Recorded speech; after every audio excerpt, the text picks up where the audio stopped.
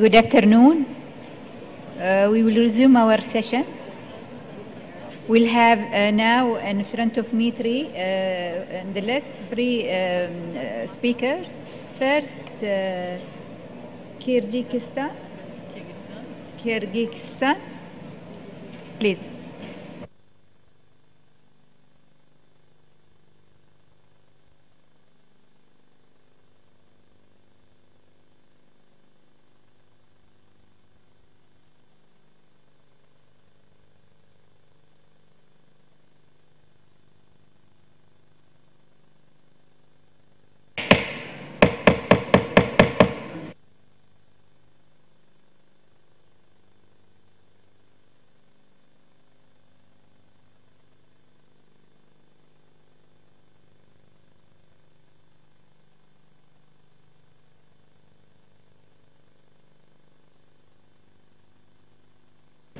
Please, you have the floor, Kyrgyzstan.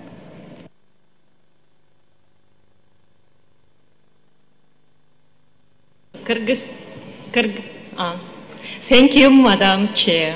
As this is first time Kyrgyzstan takes the floor, as a committee member, I would like to thank the Kingdom of Bahrain for warmest hospitality. We also share concerns about the new development projects at the historic center of Shakhrisabz. At the same time, we join to the distinguished delegates of Azerbaijan and many others who expressed the view that the delisting is a premature decision. I visited Shakhrisabz as an expert a few times. Shakhrisabz is an outstanding city of Central Asia, which overcame disasters, wars, and many stages of development. It has special atmosphere, and I think it cannot lose its OUV so easily. And I also joined to the colleagues that more time and effort should be given to identify corrective measures.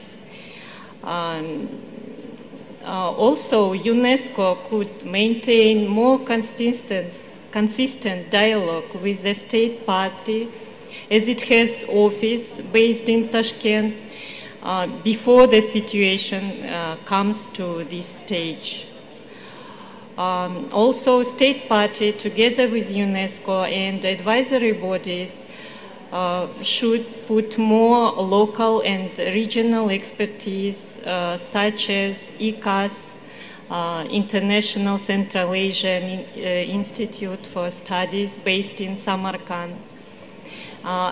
And also we suggest that the floor should be given to the state party to answer the questions. Thank you. Thank you very much. And now I give the floor to the representative of Norway. Thank you, Madam Chair, for giving us the floor. It is indeed a sad day when the committee is considering the delisting of a World Heritage site. And I have to say we have listened carefully, and we do take note of the concerns that are being voiced in this room and our obligation to conserve rather than discourage the states parties in implementing this convention. That being said, I need to remind the distinguished colleagues that I struggle a little bit with the notion of 90% outstanding universal value, and the same goes for integrity and authenticity. Regrettably, in the case of Shakhrisabz, drastic and irreversible damage has been done to the attributes. These convey the outstanding universal values for which this site was included in the World Heritage List in 2000. Beyond doubt, the damage is so extensive that the site can no longer justify its outstanding universal value. Consequently, and as Norway stated in its intervention yesterday, and with reference to paragraph 192A of the operational guidelines, Norway considers that we have no other choice than to support the draft decision. Thank you, Madam Chair. Thank you very much.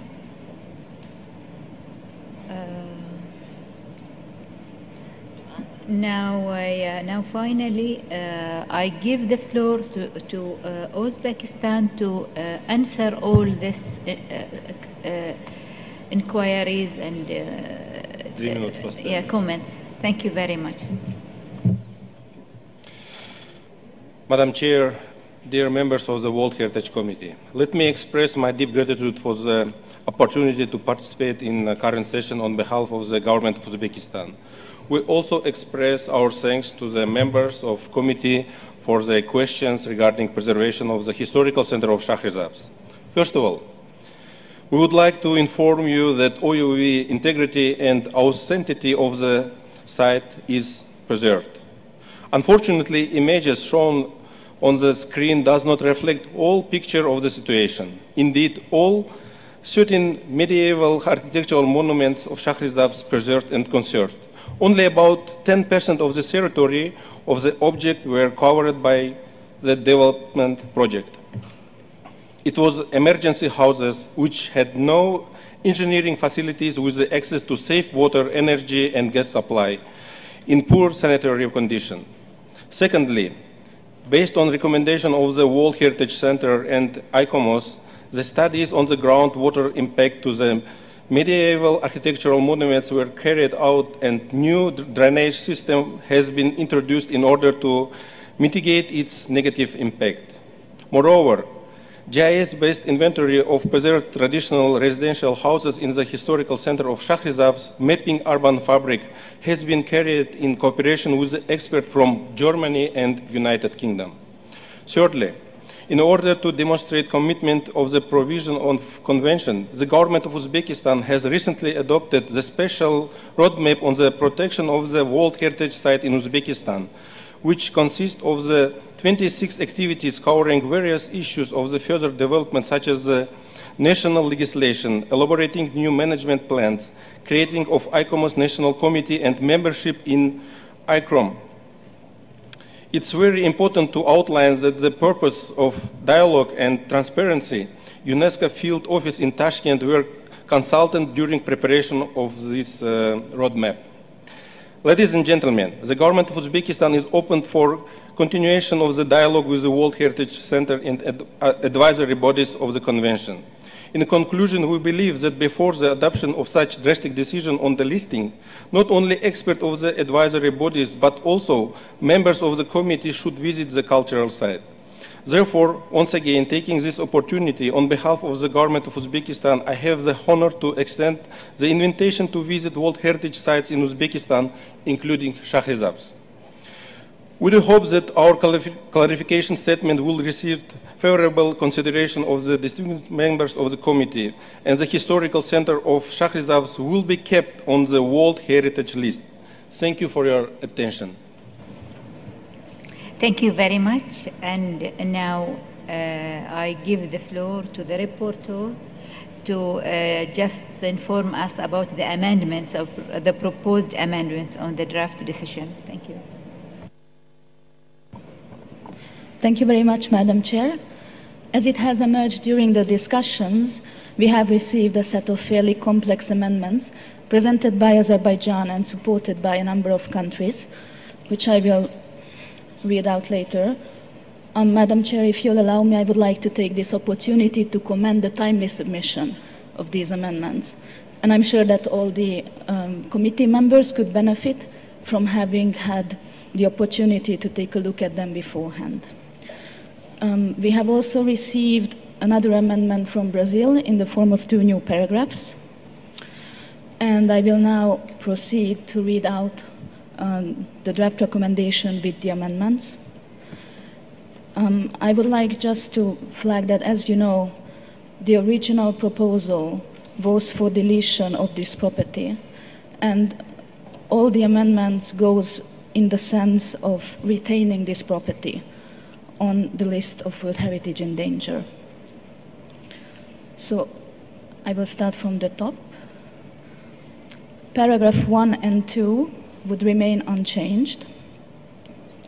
Paragraph 3 has some modifications, whereas parts of the end would be deleted and some words would be changed so that it would read, also recalling that the March 2016 and December 2016 reactive monitoring missions to the property confirmed that some part of the Timurid town planning has been lost, that some traditional dwelling houses in the core of the medieval town have been destroyed, and that some attributes of the OUV have been damaged, full stop.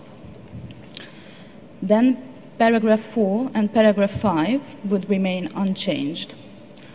The old paragraph 6 is moved and would now become paragraph 10. And the old paragraph 7 would be completely deleted. And paragraph 8 would also be deleted. And then the new paragraph 6 would be the old paragraph 9, not amended. And the new paragraph 7 would be the former paragraph 11, which was moved up. And the new paragraph 8 would be the former paragraph 12, which was also moved up. And then paragraph 9 would be former paragraph 10, which would remain unchanged. But you will notice, I think an editorial error must have slipped in the submission. So you will see on the screen that we have stricken out a word, the state of conservation of the properties, World Heritage Center, and the number of the decision. I believe it was just an editorial mistake, and as such you will not see this reflected in the French version because we did not think it was necessary to translate an editorial mistake.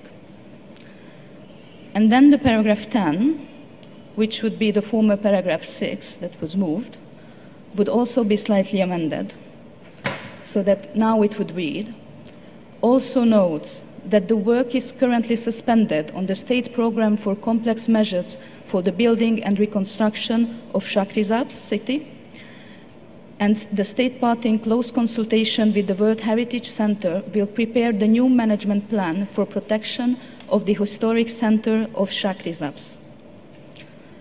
New paragraph 11 would read, notes with satisfaction the new approach and recent initiatives, including decree of the government of the state party related with adoption of the roadmap on protection of the historic center of Shakhrisabz.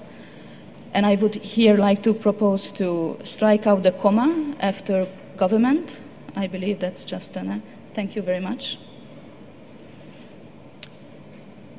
And then when we scroll further down below, new paragraph 12 would now read, decides to retain the historic center of Shakhrisabz, Uzbekistan, in the list of World Heritage in danger and to continue applying the reinforced monitoring mechanism until the 43rd session of the World Heritage Committee in 2019.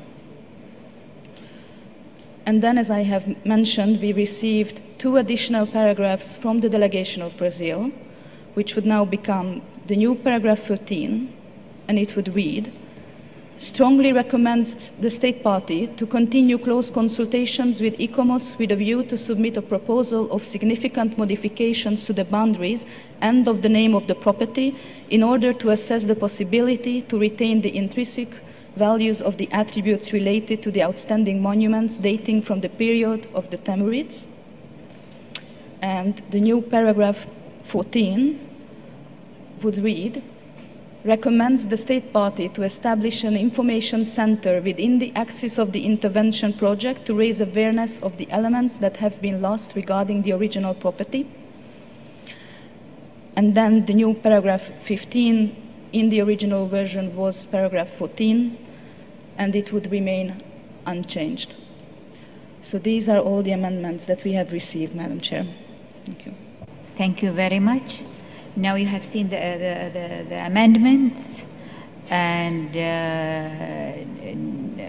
do you have any comments or any views, or we go the adoption. Excuse me. Who?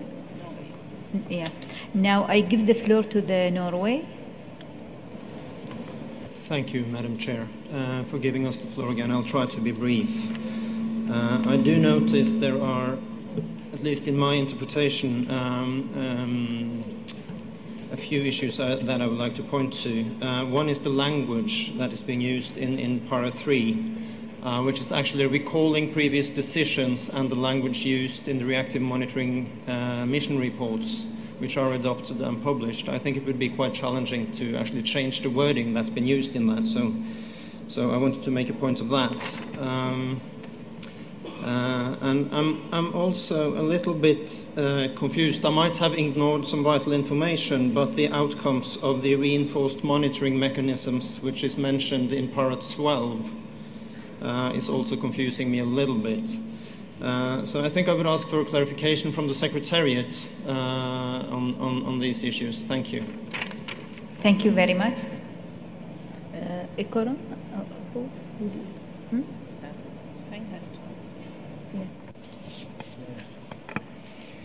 Thank you, Madam Chairperson. I think regarding the notes taken by the distinguished delegate of Norway, I say that paragraph 3, yes, that's also, as I stated in my oral presentation, that the previous working documents and the decision of the committee precisely reflected the situation of the site. I think that maybe it's the same committee to make decision in its previous sessions, and it's a bit difficult to change at this stage. Regarding other issues, I think on the percentage, in fact, in the mission report of March 2016, there were clear description on the situation on the percentage around 30%, and with a figure of 70 hectares also described, which was reviewed by the committee in 2016 and 2017. I think these are the sort of factual information provided to the committee. ICOMOS may provide further comments on this. Regarding the reinforced monitoring mechanism, I think it's something introduced in the convention. Of course, it's for the Director General of UNESCO to define the terms of reference for such reinforced monitoring missions. But since, as I said, this is the third case in the history of the convention to put forward a certain mechanism. Whether the reinforced monitoring mechanism be appropriate for such a case, I think it's still up to the decision by the committee. Thank you. I think ICOMOS may provide further comments. Thank you. Please, the ICOMOS. Thank you, Madam Chair. ICOMOS would just like to comment on the issue of percentage. As has just been mentioned, the actual percentage of the area that has been damaged, but also in relation to the comment that was made earlier about the percentage of OUV, which we consider is different from the percentage of the area that is damaged. The attributes, OUV is a value, it is conveyed by attributes, and these are not evenly spread around the property. So in order to assess the impact, one has to look carefully at the disposition of attributes, the strength of those attributes in the way they contribute to OUV, before coming to a conclusion on how the percentage of the property that has been damaged impacts on the attributes of OUV. But I would just like to make one other point, and really to stress how much attention was given by the last mission to whether or not the property might be recovered. We gave a great deal of discussion to this with all the local stakeholders.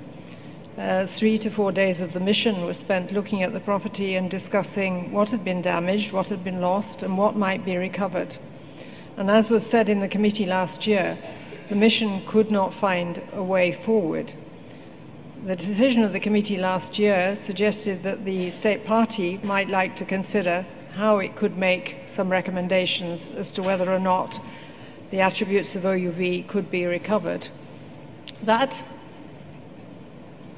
has still not been put clearly on the table, as it were, as to what might be done to recover this property. So I would hope that the decision could be clear enough to suggest that at the moment we don't really have a roadmap on the way forward, because it's by no means clear whether and how the attributes of OUV might be recovered. And clearly, if the committee is to delay a decision by one more year, there would need to be a clear understanding of the measures that need to be taken on clarifying and defining very clearly whether or not the attributes of OUV can be recovered, and if so, how. Thank you. Thank you very much. Is there any other comments? No. Norway, yeah, Norway, you have the floor. Thank you, Madam Chair, and I'm sorry for taking the floor again. I have to admit that we're quite far from reaching a consensus on this, although we do note the sentiment of the distinguished colleagues. And I thank you for the clarifications, and the clarifications in particular provided by ICOMOS, which were very useful. But I do want to propose that we possibly could consider forming a drafting group to work on an alternative decision. So if you could guide on a possible process for establishing that. Thank you, Madam Chair. Thank you very much. Now I give the floor to Bahrain. Thank you, Madam Chair. And I think listening to all the deliberation that took place with regards to this item, I think it's important to express some of our viewpoints. We understand that there's the majority of the committee are in favor of retaining their property on the list in danger. If that is the approach of the committee, I think in general our policy will be to encourage any consensus that can be reached. Some of the elements that are incorporated within the current draft might be a bit challenging, and I think would require some more time to reflect on, and I think we will be in support of the proposal by Norway. Just to give an example and not to pinpoint any of the specific items on the draft decision, a proposal of a boundary modification obviously is another important element that I think should be looked at carefully before its adoption by the committee to avoid any precedents in future cases, whereas demolition of this sort that can be avoidable would have a similar reaction from the committee. So we propose that we look further into those elements in more details, either in a drafting group or in any other modality that the chair sees appropriate. Thank you. Thank you very much. And now I give the floor to Brazil, please. Thank you, Madam Chairperson. We go along with the idea of Norway of a drafting group to revisit this draft decision. Brazil, of course, we regret that the original 20th century urban planning of Shakhrisabz is largely affected.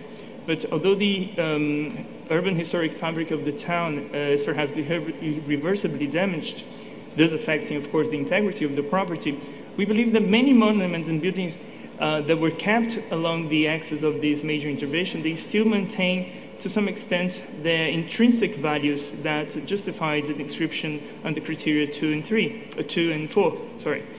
And we believe that perhaps following what Ikema said about the roadmap of what to do, we believe that perhaps a significant boundary modification could retain these intrinsic values of the attributes related exclusively to the outstanding monuments dating from the period of the Timurids, and perhaps on a zero approach to only the monuments. And also, we proposed on the draft decision a paragraph on the establishment of an interpretation center at the property to allow awareness raising about the elements that have been now lost, and to provide and to communicate the development of this medieval urban planning. Thank you, Madam Chairperson. Thank you very much. And now the floor is Spain. Muchas gracias, señora presidenta. Yo creo que la preocupación que ha suscitado la protección de este sitio en todas las delegaciones merece esa reflexión en el seno del grupo de trabajo, tal y como ha propuesto Noruega y ha sido apoyado por la delegación de Brasil, para tener en cuenta tanto los elementos de Bahrain, para tener en cuenta tanto los elementos que nos ha aclarado ICOMOS, como también para ver, en el caso de una modificación sustancial de la decisión que nos había puesto sobre la mesa para analizar. Yo creo que las decisiones que han sido adoptadas y que se acogen favorablemente por parte del Gobierno de Uzbekistán tienen que ser analizadas. Nosotros queremos ver cómo esa hoja de ruta que no hemos tenido oportunidad de analizar, y queremos ver muy claramente cuáles son esos pasos que pueden darse de aquí al año que viene para ver tanto la extensión de los daños como cómo ha sido afectado el valor excepcional universal y cuáles son esos pasos que se van a dar. Por lo tanto, creemos que hay que ser muy precavidos a la hora de adoptar esta decisión, para que no haya contradicciones con las que anteriormente se han adoptado en este comité, y para que podamos ser consistentes dando ese tiempo y poder ver si realmente podemos conseguir entre todos que aquellos elementos del bien que siguen manteniendo ese valor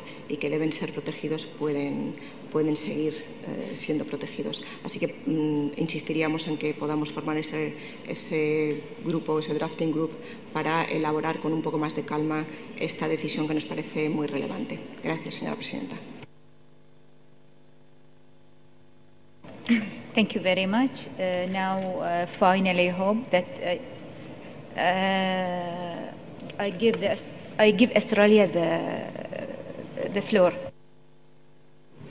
Thank you, Chair. I just wanted to say that having heard the discussion since lunchtime, and having heard from the distinguished representative of Uzbekistan, and having heard some clarification and observations made by the Centre and by ICOMOS, that Australia is supportive of the proposition to establish a drafting group. And to be clear, the intention of that drafting group would be to bring forward a decision for consideration by the committee that would allow the 12 months extension that is being asked for, and we would be prepared to support a drafting group on that basis. Thank you very much. Thank you. It's very wise advice. So I think I call on maybe one of member states to lead the group, to drafting group. So I call on maybe Brazil to establish a small group of like 5 persons or 5 states or 3 members. From committee members, yes, definitely. And then give us your views during the session, huh? Yeah, during the session. Maybe to come back tomorrow to give us what you reach as a draft for this matter, please. Okay. Okay. You want to ask for volunteers, other volunteers? Is there any other volunteers to be with the Brazil? Australia, Azerbaijan, Bosnia, and Spain. Bosnia, Spain. And there's Zimbabwe. I am raising my hand to volunteer Tanzania. Huh? Should go. So it's Tanzania, not I cannot Zimbabwe. hear you. I cannot hear you. So finish. We just, yes. You want to speak, Kuba? You want to speak? No, they wanted to be. No, just we have now 5, I think. No, we have many more. You have many, yeah. Can you just? What other country?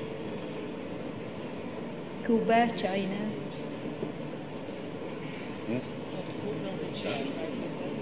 No, no. Yes.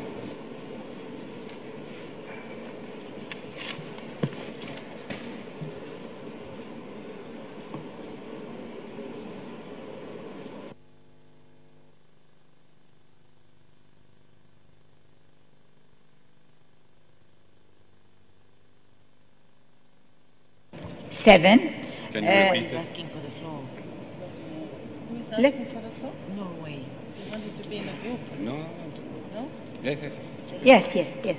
We have, let us read the I- list, and then I give the floor to Norway. It was not my, thank you, Madam Chair. It was not my intention to take the floor, more to indicate a will to be a volunteer. Thank you. Thank you, thank you. So just give me the names, please, the rest. The group will be chaired by Brazil. Okay, the group will be chaired by Brazil, With Australia, Azerbaijan, Norway. and then, wait. Australia, Azerbaijan, Norway, Spain, Cuba, I think Bosnia, Zimbabwe. Bosnia, Zimbabwe. and Zimbabwe, Is that true? And China. and China. Hi, Cuba. Taiwan, Zimbabwe. Cuba, Cuba, yes, we have and Zimbabwe. Zimbabwe. No, can I clarify? It's Tanzania. Tanzania, excuse Not us, Zimbabwe. it's very far, yeah. Can she? Yes, Cuba wants to take the floor.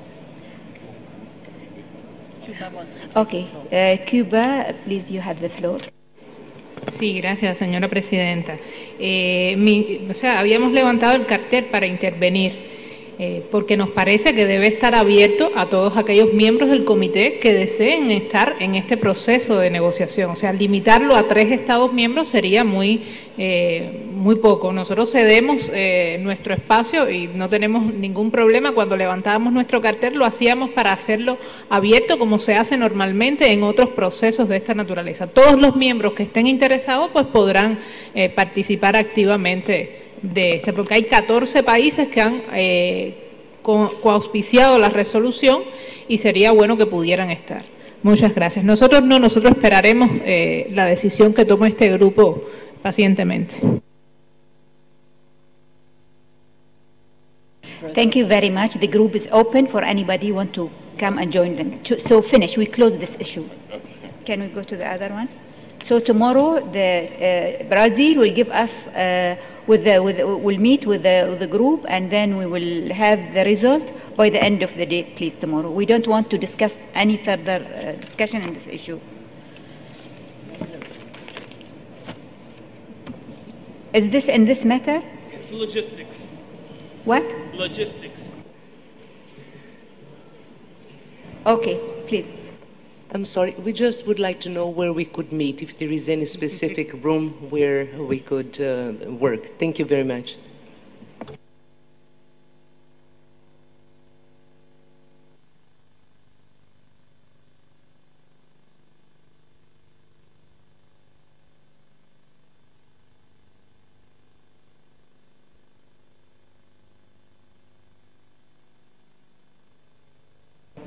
Okay, we'll communicate with the Brazil for the location. Thank you very much.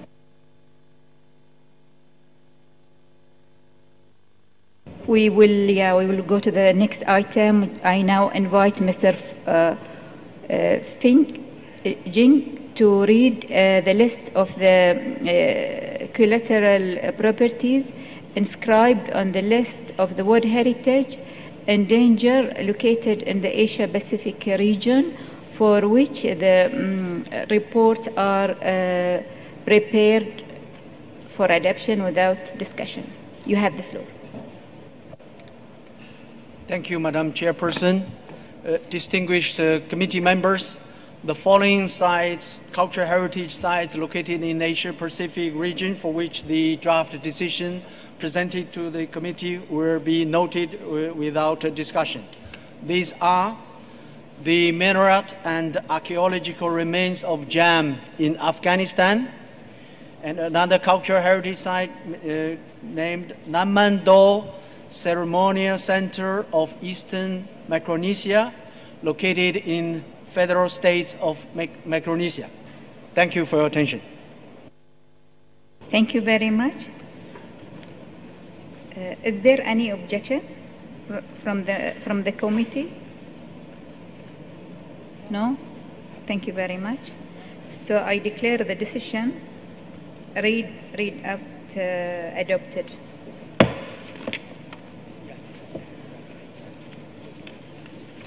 For the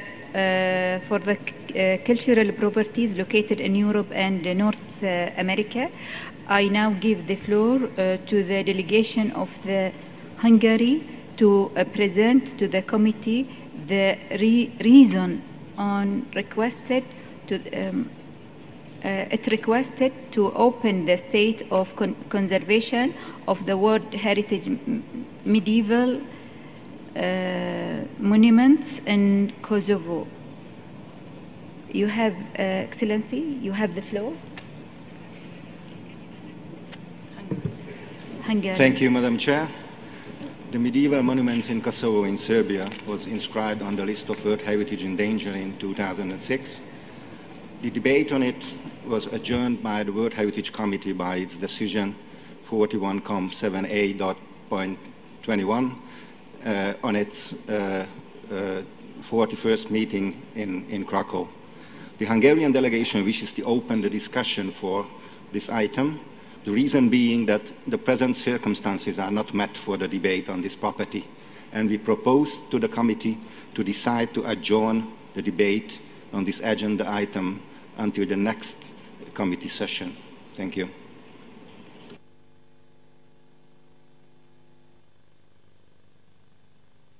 Thank you very much.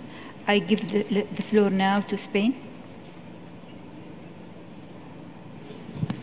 Muchas gracias, señora presidenta. La delegación de España apoya la propuesta de Hungría de reportar al próximo comité la discusión de este punto. Muchísimas gracias. Thank you very much. Now I give the floor to Azerbaijan. Thank you very much, Madam Chair. The delegation of Azerbaijan also would like to support the proposal made by Hungary to adjourn the discussion on the said item. Thank you so much. Thank you very much. It is so decided. So it is so decided.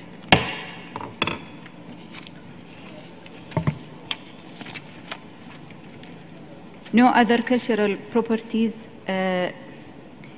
inscribed on the list of World Heritage in Danger and located in the Europe and North America region is proposed for discussion this year.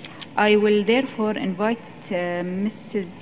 Isabel and Anatole Gabriel, Chief of the Europe and North America unit of the World Heritage Center, to read the list of the properties for which the reports are proposed for adoption without discussion. You have the floor.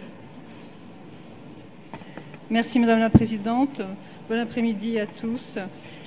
Donc les biens qui sont inscrits sur la liste du patrimoine en péril, pour lesquels les états de conservation sont présentés aux membres du comité pour adoption sans discussion, sont le centre historique de Vienne en Autriche, décision 42,7A5, et Liverpool, port marchand du Royaume-Uni de Grande-Bretagne et d'Irlande du Nord, la décision est la 42,7A7.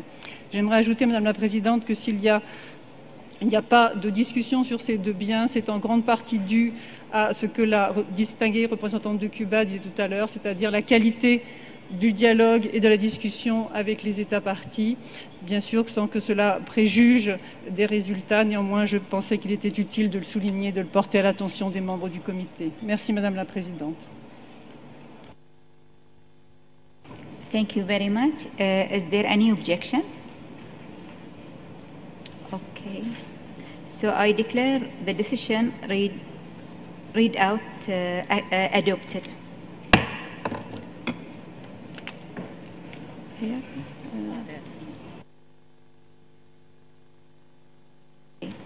The representative of NGO, please have the floor. Thank you very much, Madam Chair. My presence here is a testimony both to the commitment shown by UNESCO World Heritage Committee and your chair, Sheikh Ahaya, to the importance of civil society in the protection and conservation of the designated properties, but also to the commitment and determination of the citizens of Liverpool, who have made possible my participation with many small donations in a crowdfunding exercise to enable our voice to be heard amongst you today. Firstly, I want to thank you for the inspirational support given by the World Heritage Centre in Paris, and especially Dr. Isabel Anatole Gabriel, to our efforts in Liverpool to save our site from deletion. I think the report you have received demonstrates that significant changes have been made and important decisions taken that I hope will lead to our removal one day from the list of World Heritage in danger. I want to assure you that the people of Liverpool, including our young people, hugely value our inscription as a UNESCO World Heritage Site and are committed to making sure that our designation isn't lost. We completely support the recommendations in the Desired State of Conservation report and recognise the substantial steps taken by the State Party, Liverpool City Council and Peel Holdings, which have contributed to this new moment in our relations with UNESCO. Considerable gratitude must be expressed to the members of the Liverpool World Heritage Board, established as a task force by Mayor Anderson. As a civil society actor, Engage Liverpool is this autumn inviting 3 similar World Heritage Site cities to come to Liverpool and share with us the insights and policy decisions that have enabled them to make the most of their World Heritage status: Strasbourg, Hamburg and Bordeaux. We are playing our part in protecting and developing our World Heritage Site status, and we thank you for supporting and encouraging us by your decision today.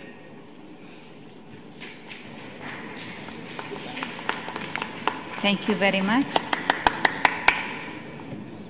Thank you very much. So now we'll proceed further. No cultural properties inscribed on the list of the World Heritage in danger and located in the Latin America and the Caribbean region is proposed for discussion this year. I would therefore invite Mrs. Betaya to chair RUVA to read the list of the properties for which the report are proposed for adoption without discussion. You have the floor. Yeah. Thank you, Madam Chair. The properties for which decisions are to be adopted without discussion of the reports in the region of Latin America and Caribbean include the city of Potosi, plurinational state of Bolivia, Humberstone and Santa Laura saltpeter works in Chile, fortifications on the Caribbean side of Panama, Portobello, San Lorenzo, Panama, Chan Chan archaeological zone, and I hope I pronounced it correctly, Peru, Coro and its port in Venezuela. These are all the properties in question, Madam Chair. Thank you very much. Thank you very much. Is there any objection from the committee on this state of conservation report? Is there any objection? No, I see not. So I declare the decision read out adopted.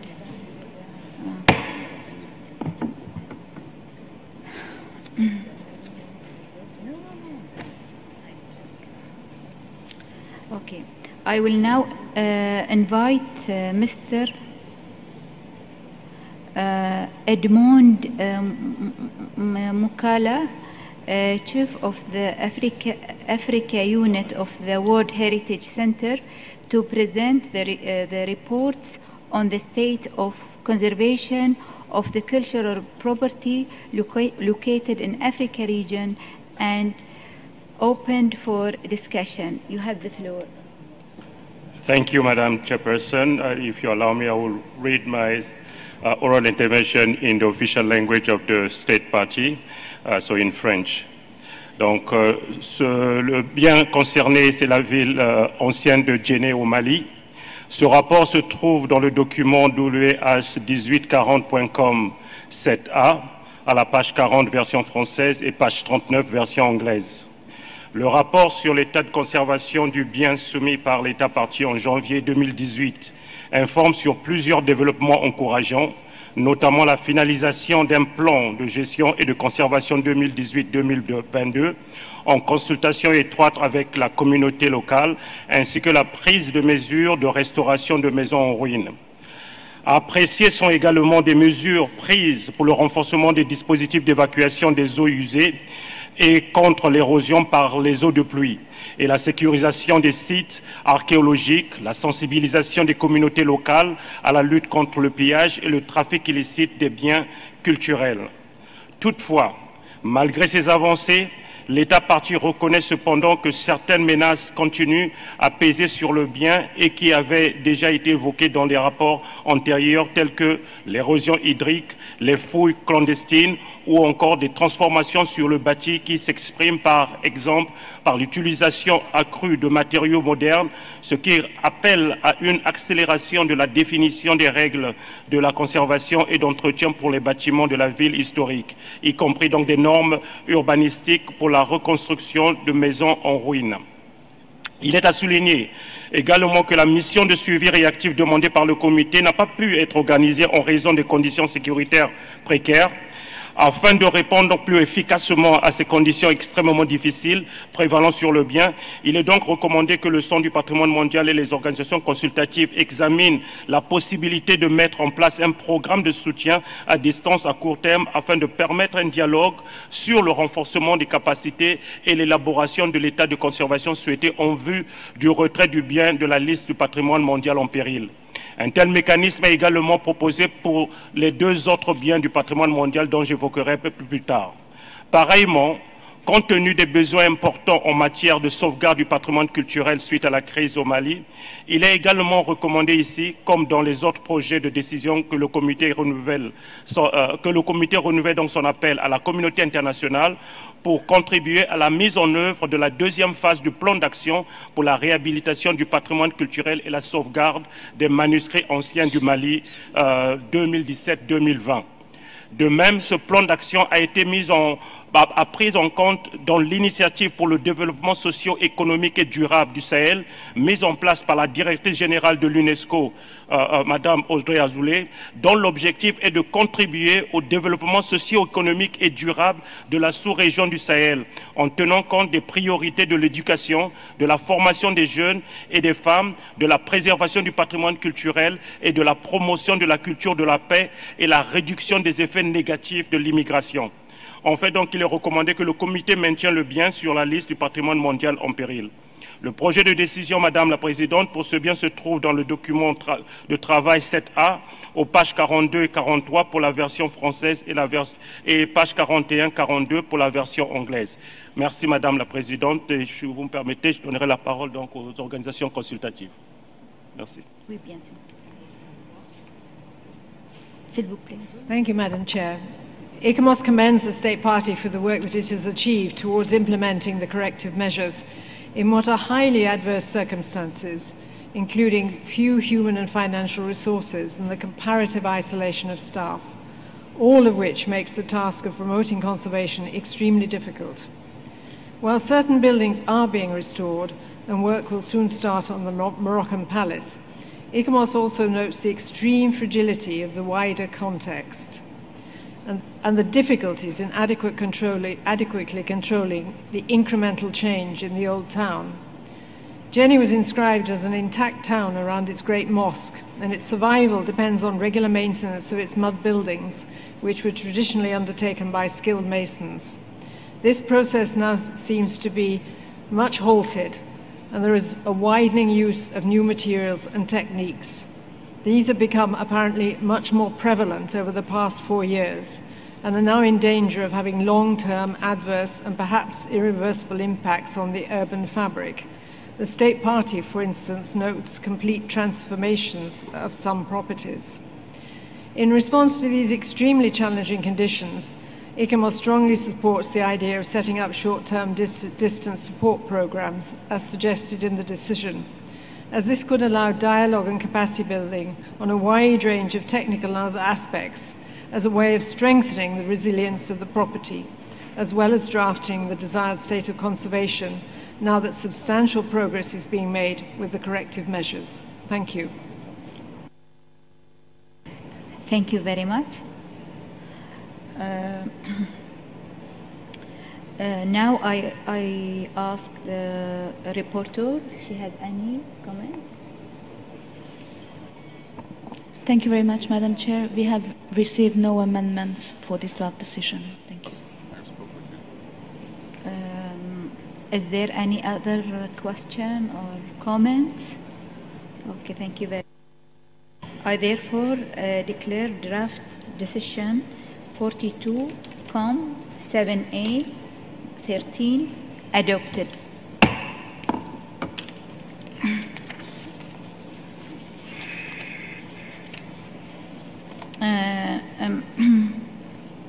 I will now invite Mr. Edmond Mkala to present the next report open for discussion. You have the floor. Merci Madame la Présidente. Donc, ce rapport sur Tombouctou se trouve dans le document WAC 1842.com 7A, page 43 pour la version française et page 42 pour la version anglaise. Dans son rapport sur l'état de conservation du bien soumis en janvier par l'État partie, complémentaire donc à un deuxième rapport de mars 2018, l'État partie a mis en avant des progrès importants dans la mise en œuvre des mesures correctives adoptées dont une dizaine sur 12 sont en cours de réalisation. L'élaboration et l'adoption de nouveaux plans de gestion et de conservation 2018-2022 constituent une avancée majeure dans ce contexte. Mais sa mise en œuvre nécessiterait une augmentation des moyens budgétaires pour permettre à la mission culturelle de mieux remplir sa fonction centrale compte tenu de ses capacités insuffisantes, notamment en matière de moyens logistiques et de ressources humaines. L'État partie a également évoqué les progrès accomplis dans le cadre de la deuxième phase du programme de réhabilitation et notamment grâce à l'importante contribution de l'Union européenne qui a permis de poursuivre les travaux de réhabilitation et de sécurisation des 3 mosquées, du monument El Farouk, des bibliothèques de manuscrits anciens et les musées, entre autres. Il est à noter aussi que la communauté locale est particulièrement impliquée et mobilisée, ce qui est un gage central pour la réussite des actions menées. Dans le même temps, la situation sécuritaire continue à être toujours instable et préoccupante, ce qui a de nouveau empêché d'effectuer une mission de suivi réactive demandée par le comité. Face à cette situation, comme déjà mentionné pour le cas de Djenné, il est proposé d'examiner la possibilité de mettre en place un programme de soutien à distance à court terme afin de permettre un dialogue sur le renforcement des capacités et l'élaboration de l'état de conservation souhaité en vue du retrait de biens de la liste du patrimoine mondial en péril. Compte tenu de l'importance de poursuivre dans cette voie, il vous est proposé de renouveler un appel à la communauté internationale pour continuer pour contribuer plutôt à la mise en œuvre de la deuxième phase du plan d'action pour la réhabilitation du patrimoine culturel et la sauvegarde des manuscrits anciens du Mali 2017-2020. Comme pour le cas donc des villes anciennes de Djenné, ce plan d'action a été pris en compte dans l'initiative pour le développement socio-économique et durable du Sahel, mise en place par la directrice générale de l'UNESCO, dont l'objectif est de contribuer au développement socio-économique et durable de la sous-région du Sahel, en tenant compte donc des priorités de l'éducation, de la formation des jeunes et des femmes, de la préservation du patrimoine culturel, de la promotion de la culture de la paix et surtout, pas le moindre, de la réduction des effets négatifs de l'immigration. Le projet de décision pour ce bien se trouve dans le document de travail 7A, aux pages 45-46 pour la version française et pages 44-45 pour la version anglaise. Merci Madame la Présidente. Donc, je laisse la parole à l'organisation consultative. Merci Madame la Présidente. L'ICOMOS salue les progrès accomplis pour la préservation de Tombouctou. Il reconnaît que l'État partie poursuit la mise en œuvre des mesures correctives dans un contexte très difficile. Ces avancées concernent la conservation des mosquées, l'entretien des mausolées et la gestion du bien. Néanmoins, le cadre urbain traditionnel des 3 mosquées est essentiel et l'ICOMOS note que la présence militaire constitue une menace pour les bâtiments alors que la mission culturelle de Tombouctou manque de techniciens qualifiés dans la conservation des édifices en terre. La mobilisation des autorités, de la communauté locale, la pérennisation des savoir-faire et le renforcement des ressources de la mission culturelle sont essentiels pour poursuivre et consolider ces avancées et préparer le bien au retour à des conditions normales. L'ICOMOS souligne de nouveau, et en particulier, le besoin de ressources pour épauler les maçons locaux. L'ICOMOS s'engage à soutenir l'État partie dans cette étape. Et par conséquent, les organisations consultatives appuient la possibilité de mettre en place un programme de soutien à distance à court terme afin de permettre un dialogue sur le renforcement des capacités et l'élaboration de l'état de conservation souhaité en vue du retrait du bien de la liste du patrimoine mondial en péril. Merci. Je vous remercie. I ask now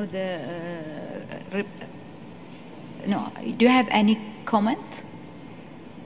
Any comment or inquiries? No. Spain? Ah. Spain, you have the floor. Muchísimas gracias, señora presidenta. Valga mi comentario tanto para el sitio de Djenné como para Timbuktu.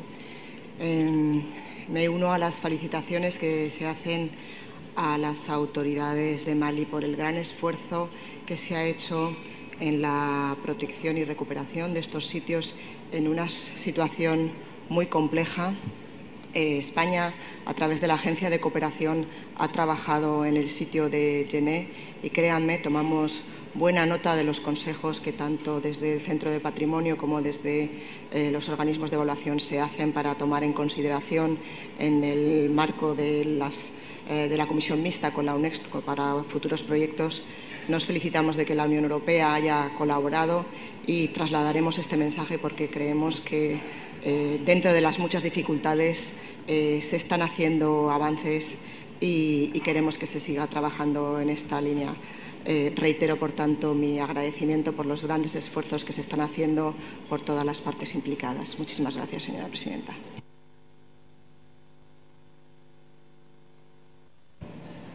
Thank you very much. Now I give the floor to Bosnia. Merci beaucoup, Madame la Présidente. On va être très bref.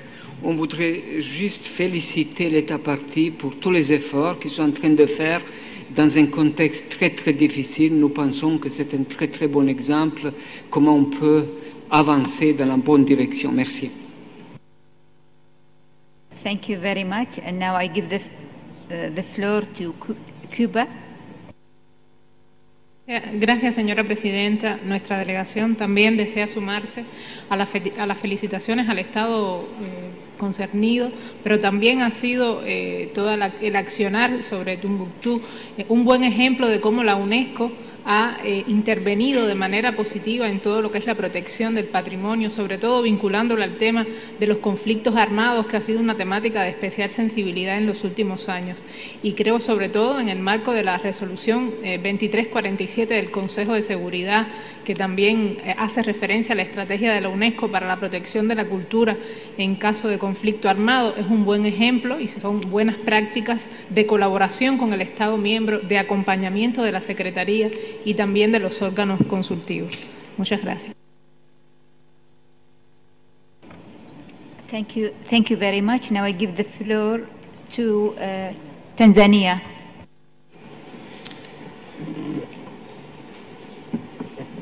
Madam Chair, the United Republic of Tanzania delegation commends the State Party of Mali for its commitment to protect and conserve its World Heritage property, in particular the historic town of Timbuktu and that of Djenné, despite the challenging situation it faced and shortage of resources. The delegation of Tanzania facilitated the State Party for successfully preparing the Conservation and Management Plan 2018-2020 and the creation of management system. The delegation congratulated the State Party for implementation of most of corrective measures and encourage the State Party of Mali to continue its determination to finish the implementation of remaining corrective measures.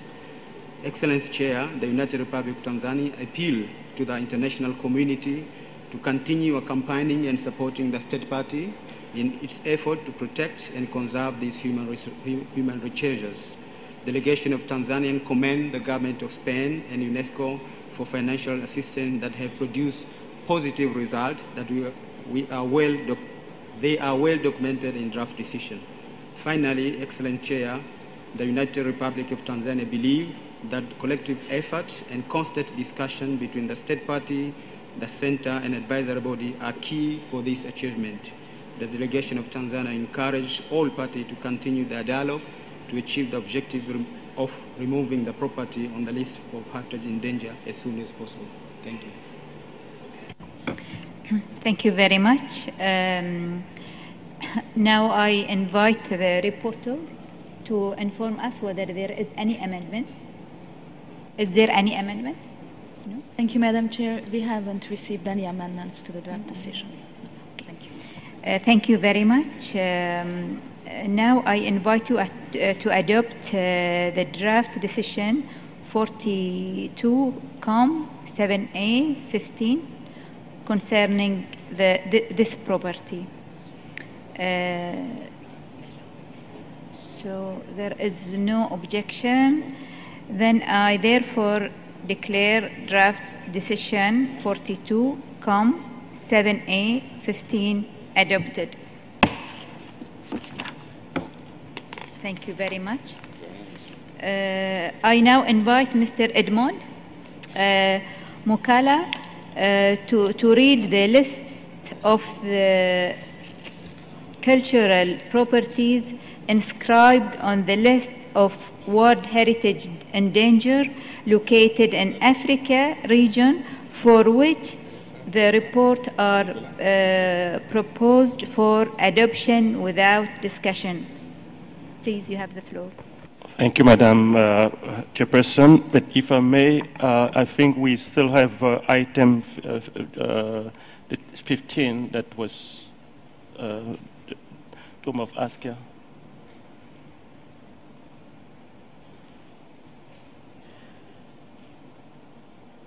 Yes, please go ahead. Okay. I can go ahead with the 15 also? Yes. Thank you. Before we read then the list of sites that will not be discussed, just one last remaining one on the tombeau des Askia. Donc ce rapport se trouve dans le document WAC1842.com 7A à la page 46, version française, et page 45, version anglaise. Comme déjà pour le cas donc de Djenné et de Tombouctou, le rapport sur l'état de conservation du bien soumis par l'État partie en janvier 2018, complémenté par un deuxième rapport en mars 2018, a fait état de progrès aussi importants dans la mise en œuvre des mesures correctives. Dans ce cas-ci, nous avons eu donc 8 des mesures parmi les 10 ont commencé déjà à être mises en œuvre par rapport à seulement 3 l'année précédente. Donc nous voyons vraiment une avancée très prononcée donc, en moins de 12 mois. Ce bien donc a également bénéficié, comme l'ensemble des biens maliens, d'une mise à jour de son plan de gestion et de conservation pour la période 2018-2022, toujours avec une forte implication de la communauté locale. Parmi les actions positives, on retiendrait également les mesures contre l'érosion hydrique, le nettoyage et la construction du mur de clôture permettant de contrer les effets de dégradation de la nécropole de la mosquée et les problèmes de salubrité de l'esplanade. Néanmoins, l'érosion hydrique ayant conduit à l'effondrement d'une partie du toit de la mosquée des Hommes l'an passé a aussi relevé le besoin d'un mécanisme d'évaluation périodique de l'état de conservation du bien, y compris des inspections régulières, et rappelle l'importance de mobiliser des fonds pour la mise en œuvre de nouveaux plans de gestion et de conservation. La situation sécuritaire de la zone de Gao n'ayant là encore pas permis d'effectuer la mission de suivi réactif demandée par le comité, il est suggéré d'étudier la mise en place d'un programme de soutien à distance à court terme afin de permettre donc un dialogue sur le renforcement des capacités d'élaboration de l'état de conservation du bien. Il vous est donc également proposé donc de renouveler un appel à la communauté internationale pour contribuer à la mise en œuvre de la deuxième phase du plan d'action pour la réhabilitation du patrimoine culturel et la sauvegarde donc des manuscrits anciens du Mali 2017-2020. Comme pour le cas de la ville de Djenné et de Tombouctou, ce plan d'action a été pris en compte donc dans l'initiative de la directrice générale pour le projet G5 Sahel. Enfin, il est recommandé que le comité maintienne le bien sur la liste du patrimoine mondial en péril. Le projet de décision pour ce bien se trouve dans le document de travail 7A, page 48-49 pour la version française et page 47-48 pour la version anglaise. Merci Madame la Présidente. Permettez donc de passer la parole à l'organisation consultative.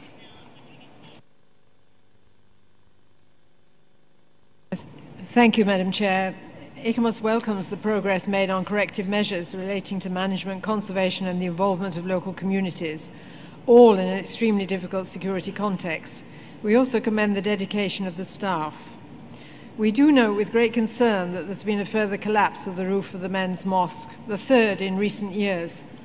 Clearly, this degree of collapse is not good for the structural integrity or authenticity of the comparatively small building, a major component of this small property that consists of the main tomb, two mosques, an acropolis, and an open-air assembly ground.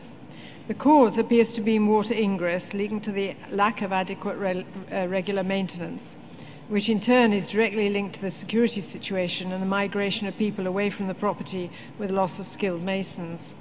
The positive news is that the whole mosque was replastered in April this year.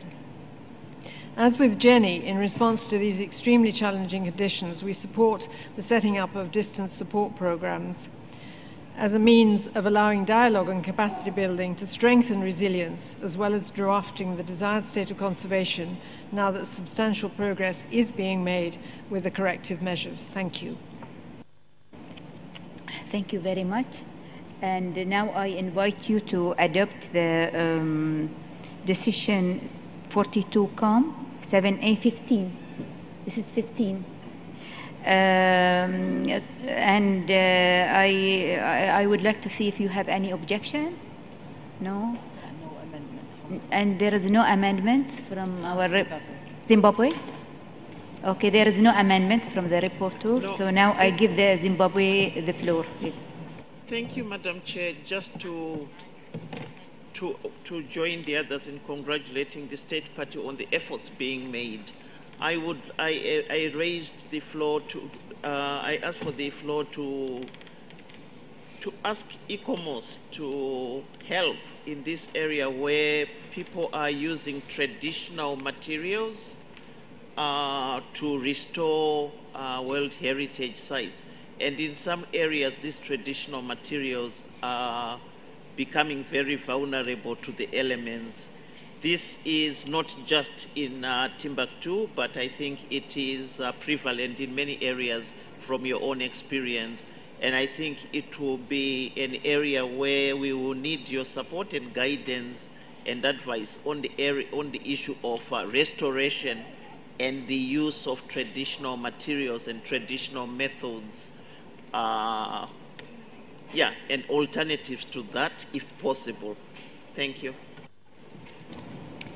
Thank you very much. Is there any other comments here? I cannot see. Norway. Yes. I give the floor to Norway, please. Thank you, Madam Chair.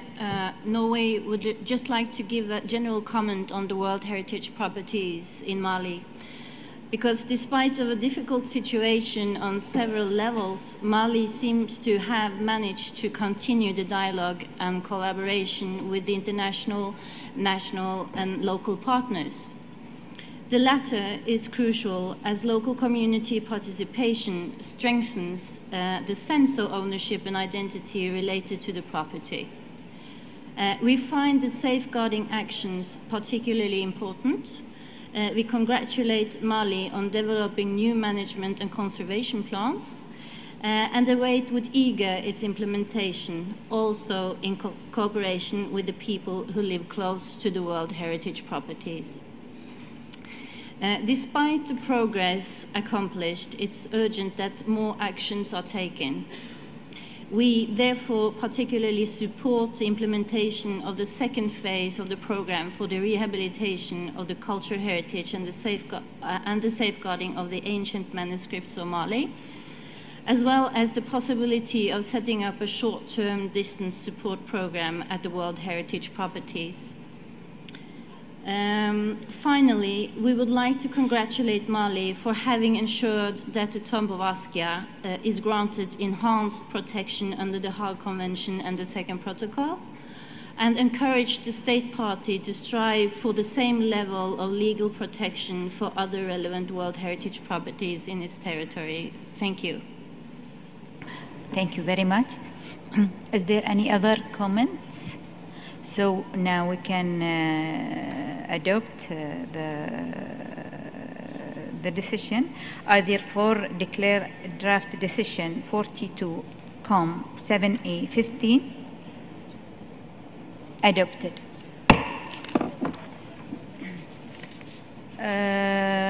Now I invite Mr. Edmond Mukala to read the list of the cultural properties inscribed on the list of the World Heritage in Danger located in Africa region for which the report are proposed for adoption without discussion.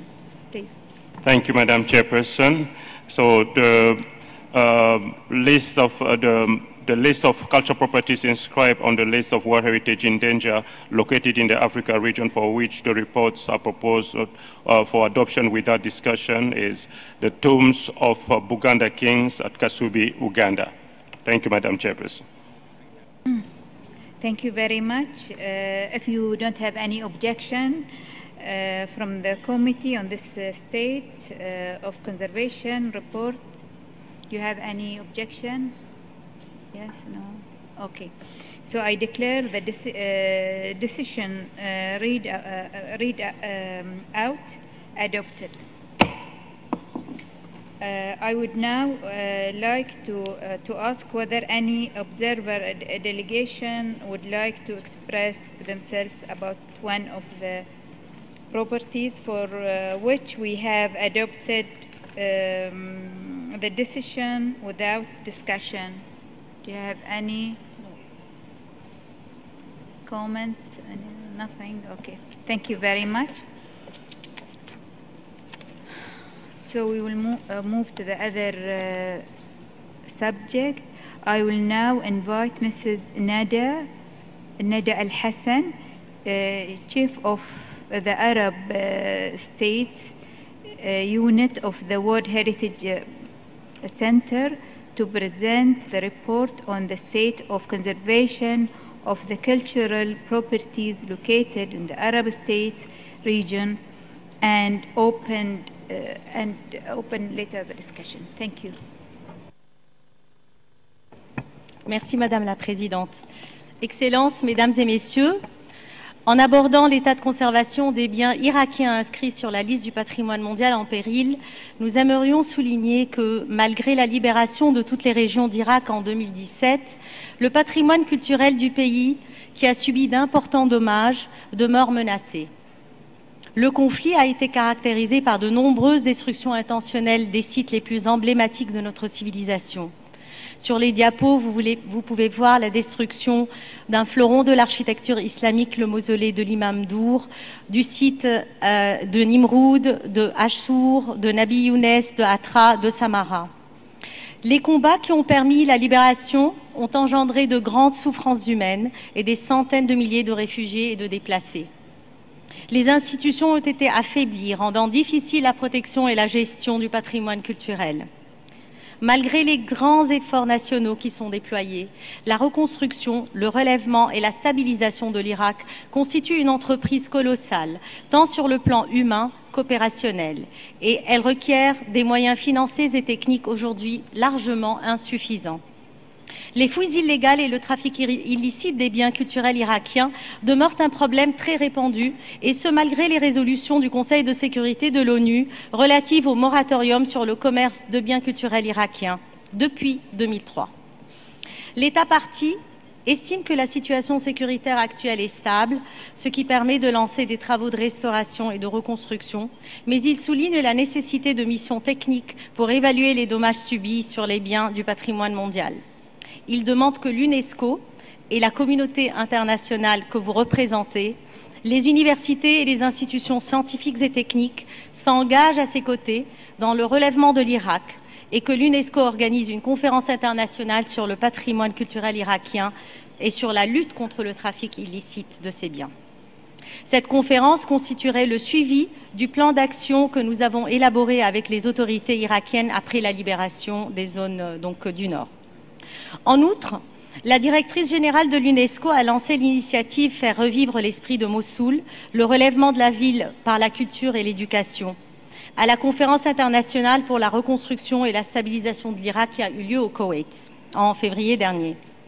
Cette initiative phare est alignée sur le mandat de l'UNESCO visant à promouvoir la paix et la diversité culturelle dans le processus de relèvement après les conflits, grâce à une vision inclusive et intégrée du relèvement et de la reconstruction. Elle vous sera présentée lors d'un événement spécial le 30 juin à 19 h pendant le comité. À cet égard, notons que l'UNESCO, le Centre du patrimoine mondial et le secteur des sciences humaines, ONU Habitat et l'Organisation internationale du travail ont lancé en avril dernier un programme conjoint sur la reconstruction post-conflit dans les États arabes, alliant la planification urbaine intégrée, la dimension patrimoniale, culturelle et sociale et la création d'emplois. Ce programme informera le travail de relèvement et de la reconstruction de l'Irak, surtout dans les zones urbaines. Madame la Présidente, l'ICOMOS souhaiterait prendre la parole avant qu'on entame la discussion sur Hatra en Irak. Je vous remercie. Thank you very much. Please go ahead. Thank you, Madam Chair. ICOMOS and ICROM acknowledge that armed conflict has significantly damaged Iraq's cultural heritage, with actions of extremist groups resulting in destruction and preventing important conservation works. It remains imperative that all parties to the conflict refrain from any action that would cause further damage. Although the state party advises that the current security situation is stable, the absence of detailed information about the state of conservation for several years remains a serious concern. A full assessment of the extent of damage to Iraq's World Heritage properties should be undertaken to inform conservation, restoration and reconstruction work. The ICOMOS guidance on post-trauma recovery and reconstruction of World Heritage properties may assist in guiding this process. With regard to capacity building, Iraqi professionals have participated in ICROM courses, including a short course series organised by the ICROM Sharjah office. Syrian officials were also involved in activities held by both ICROM and ICOMOS on the topic of post-conflict recovery. It is important to recognise that basic humanitarian needs must be addressed and dignified return for displaced persons enabled. However, until properly informed conservation programs can be instigated, any further physical activities should be confined to emergency protection measures which prevent further damage. It is highly desirable that Member States of UNESCO support emergency safeguarding measures, including through the UNESCO Heritage Emergency Fund, and that the state party invites joint World Heritage Centre ICOMOS reactive monitoring missions to address the damage, to liaise with and advise the Iraqi authorities as soon as the security situation allows. Thank you, Madam Chair. Thank you very much. Thank you. I just would like to know if you have any comments or question or clarification. Okay, thank you very much. The reporter, do you have any amendments?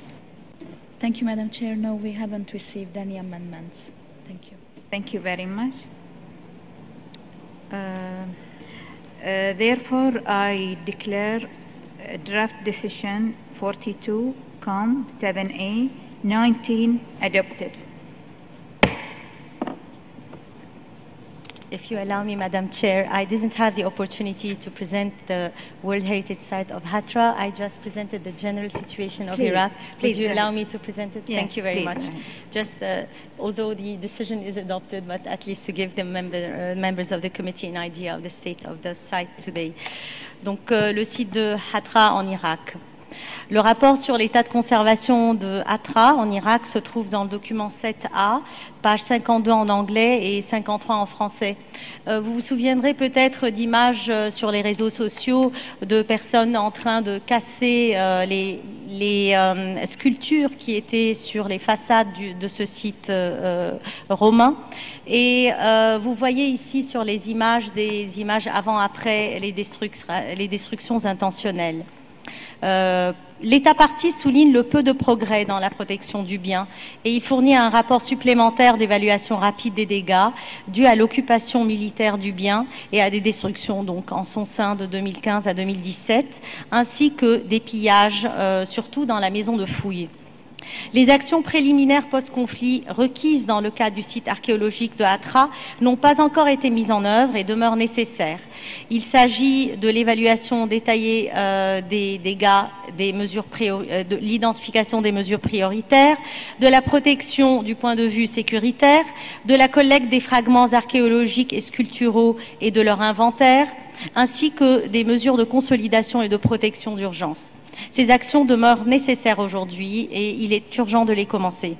Le projet de décision se trouve à la page 54 en anglais, 55 en français. Il réitère le besoin d'une évaluation détaillée des dégâts et d'une mission donc conjointe avec l'ICOMOS. Il demande aussi à l'État partie de continuer cette consultation et ce dialogue qu'ils ont toujours eu avec nous afin d'entreprendre des travaux de restauration en bonne et due forme au sein du bien. Madame la Présidente, l'ICOMOS souhaiterait ajouter quelque chose avec votre permission. Merci.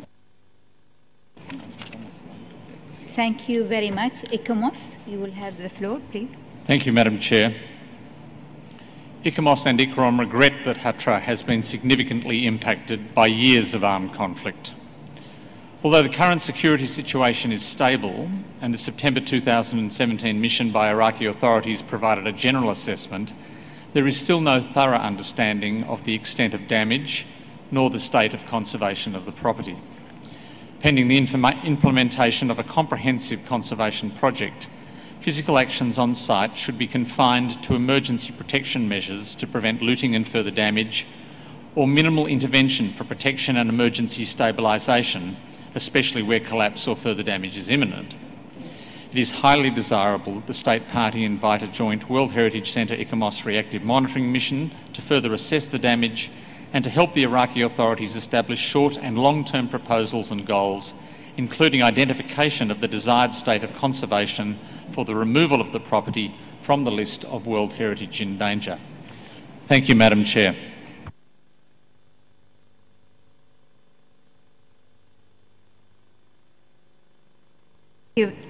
Thank you very much.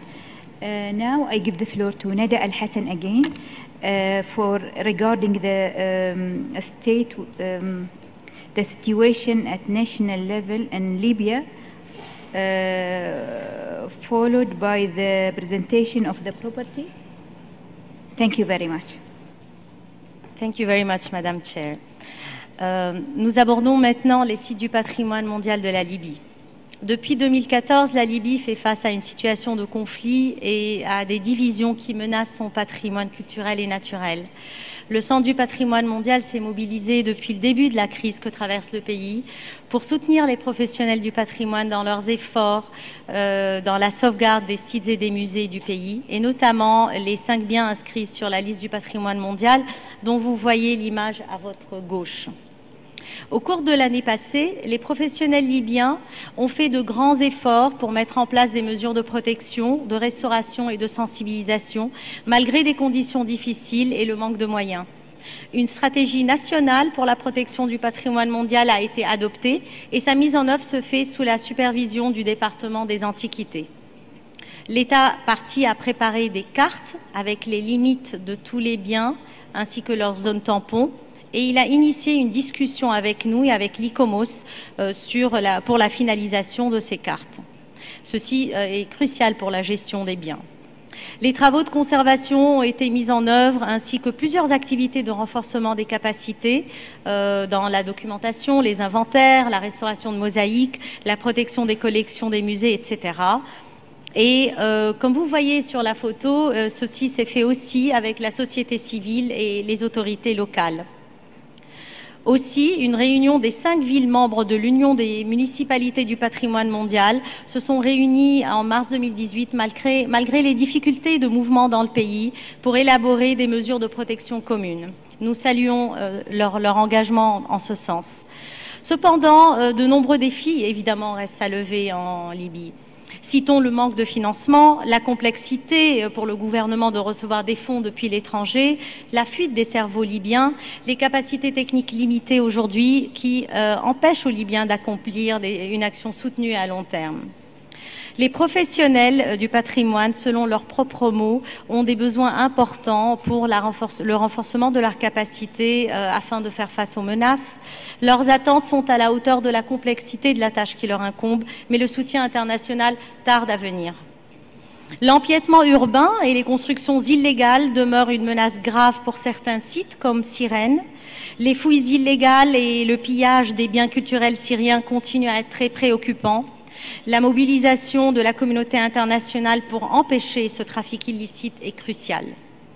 Dans le cas de la ville de Ghadamès, dont vous voyez aussi les images, c'est une ville en terre, donc site du patrimoine mondial. De fortes pluies survenues en décembre 2017 ont occasionné l'effondrement de murs, de toits et dans certains cas de maisons entières, tandis que d'autres maisons sont menacées d'effondrement en raison de l'effet domino dans ce tissu urbain donc dense. Et cet été, quand les températures vont augmenter, les matériaux vont sécher et des effondrements sont attendus. La situation reste préoccupante également dans le site d'art rupestre de Tadrart Akakus qui se trouve sur le chemin de migration donc, qui s'est accru ces dernières années comme on le sait en Libye. Les conditions de sécurité, les difficultés de gestion efficace et de surveillance adéquate sur des superficies très étendues sont autant de défis qui empêchent de contrôler le vandalisme et le pillage déjà importants. Notons que le site de Leptis Magna, donc une bonne nouvelle, grâce à une documentation donc très récente par une équipe franco-libyenne, a montré qu'il est dans de bonnes conditions de conservation et nous nous en réjouissons bien entendu. Il demeure essentiel que la mission conjointe avec l'ICOMOS se rende sur tous les sites libyens du patrimoine mondial dès que les conditions le permettront. Mesdames et messieurs, la situation extrêmement difficile de ce pays divisé et encore instable, faisant face aux défis du relèvement et de la reconstruction de plusieurs de ces villes endommagées, nécessite votre soutien pour la protection de son patrimoine riche et divers et dont seule une infime partie est inscrite sur notre liste du patrimoine mondial. Un soutien matériel mais aussi moral de votre part en les félicitant pour leur engagement sans faille. Madame la Présidente, l'ICOMOS souhaiterait prendre la parole. Please. Thank you, Madam Chair. ICOMOS and ICROM note with regret that the security situation in Libya continues to militate against effective conservation. The Libyan World Heritage properties are impacted by the consequences of inappropriate urban encroachment, flooding, looting, graffiti, and inadequate resources, all of which is exacerbated by armed conflict and challenges in accessing and gaining definitive information. The efforts of the State Party and its agencies to delineate the boundaries of the properties and their buffer zones is acknowledged and will be important for effective future management. Also important is the work to develop a strategy for the protection of the Libyan World Heritage properties, building on the measures identified during the 2016 International Meeting on the Safeguarding of Libyan Cultural Heritage. It is truly uplifting to understand the extent of community action that has occurred to protect and extend first aid to the Libyan World Heritage properties despite the extremely challenging circumstances. The actions of local authorities and local community members to protect cultural heritage sites are important steps towards longer-term conservation and management, but it is also important that longer-term conservation is founded on a thorough understanding and informed by expert advice. Therefore, it is crucial that the local efforts are supported through increased mobilisation of the international community to provide more financial and technical support for remote training and related capacity building. Capacity building for Libyan professionals has already occurred through participation in ICROM activities, including a short course series organised by the ICROM Sharjah office. In addition, ICROM is working on a jointly funded activity with the Prince Claus Fund on a restoration and recovery project which can serve as a capacity building model for World Heritage properties in Libya. The joint mission previously requested by the committee should be sent to the Libyan World Heritage properties as soon as the security situation improves. Thank you, Madam Chair.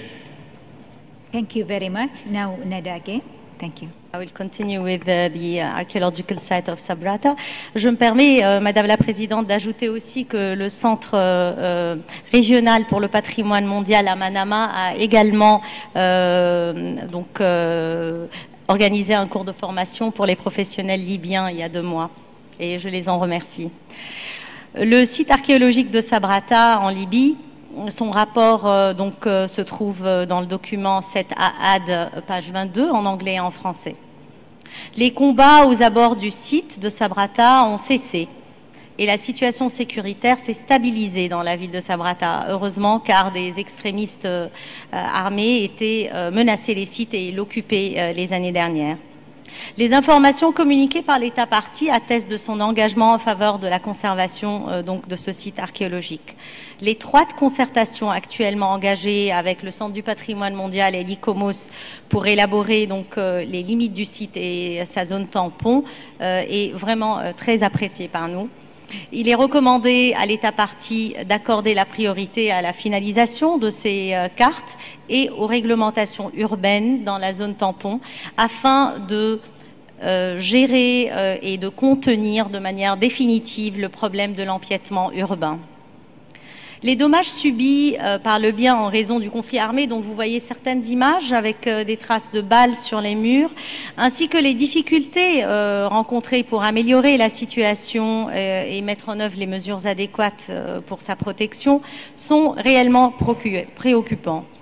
Le bien requiert une stratégie globale de gestion et de protection, de conservation, afin de mieux traiter les effets du conflit armé, le vandalisme, l'empiètement urbain, l'altération due aux conditions météorologiques, humidité, sel, eau salée parce qu'on est au bord de la mer, et la croissance de la végétation. Il est donc recommandé au comité d'appeler la communauté internationale à soutenir les actions de conservation et de protection de Sumatra. Il importe que l'État partie poursuive ses efforts et qu'il tienne le Centre du patrimoine mondial informé sur la situation sur le terrain et qu'il poursuive la mise en œuvre des actions entreprises. Le projet de décision vous est soumis à la page 24 dans les 2 langues et l'ICOMOS souhaiterait prendre la parole avec votre permission, Madame la Présidente. Thank you very much. Please, you have. Thank you, Madam Chair. ICOMOS and ICROM acknowledge the extraordinary commitment towards the conservation of the archaeological site of Sumatra by the State Party and local actors despite prevailing conflict and other challenging circumstances. The ongoing close consultation that has occurred with the World Heritage Centre and the advisory bodies is appreciated and should continue. The State Party should follow up the work done in preparing a map of the property and buffer zone by submitting a boundary clarification and minor boundary modification in line with paragraph 164 of the operational guidelines. Urban encroachment remains an issue at this property, although there are discrepancies in the reported extent of this issue, highlighting the challenges that arise from lack of secure access.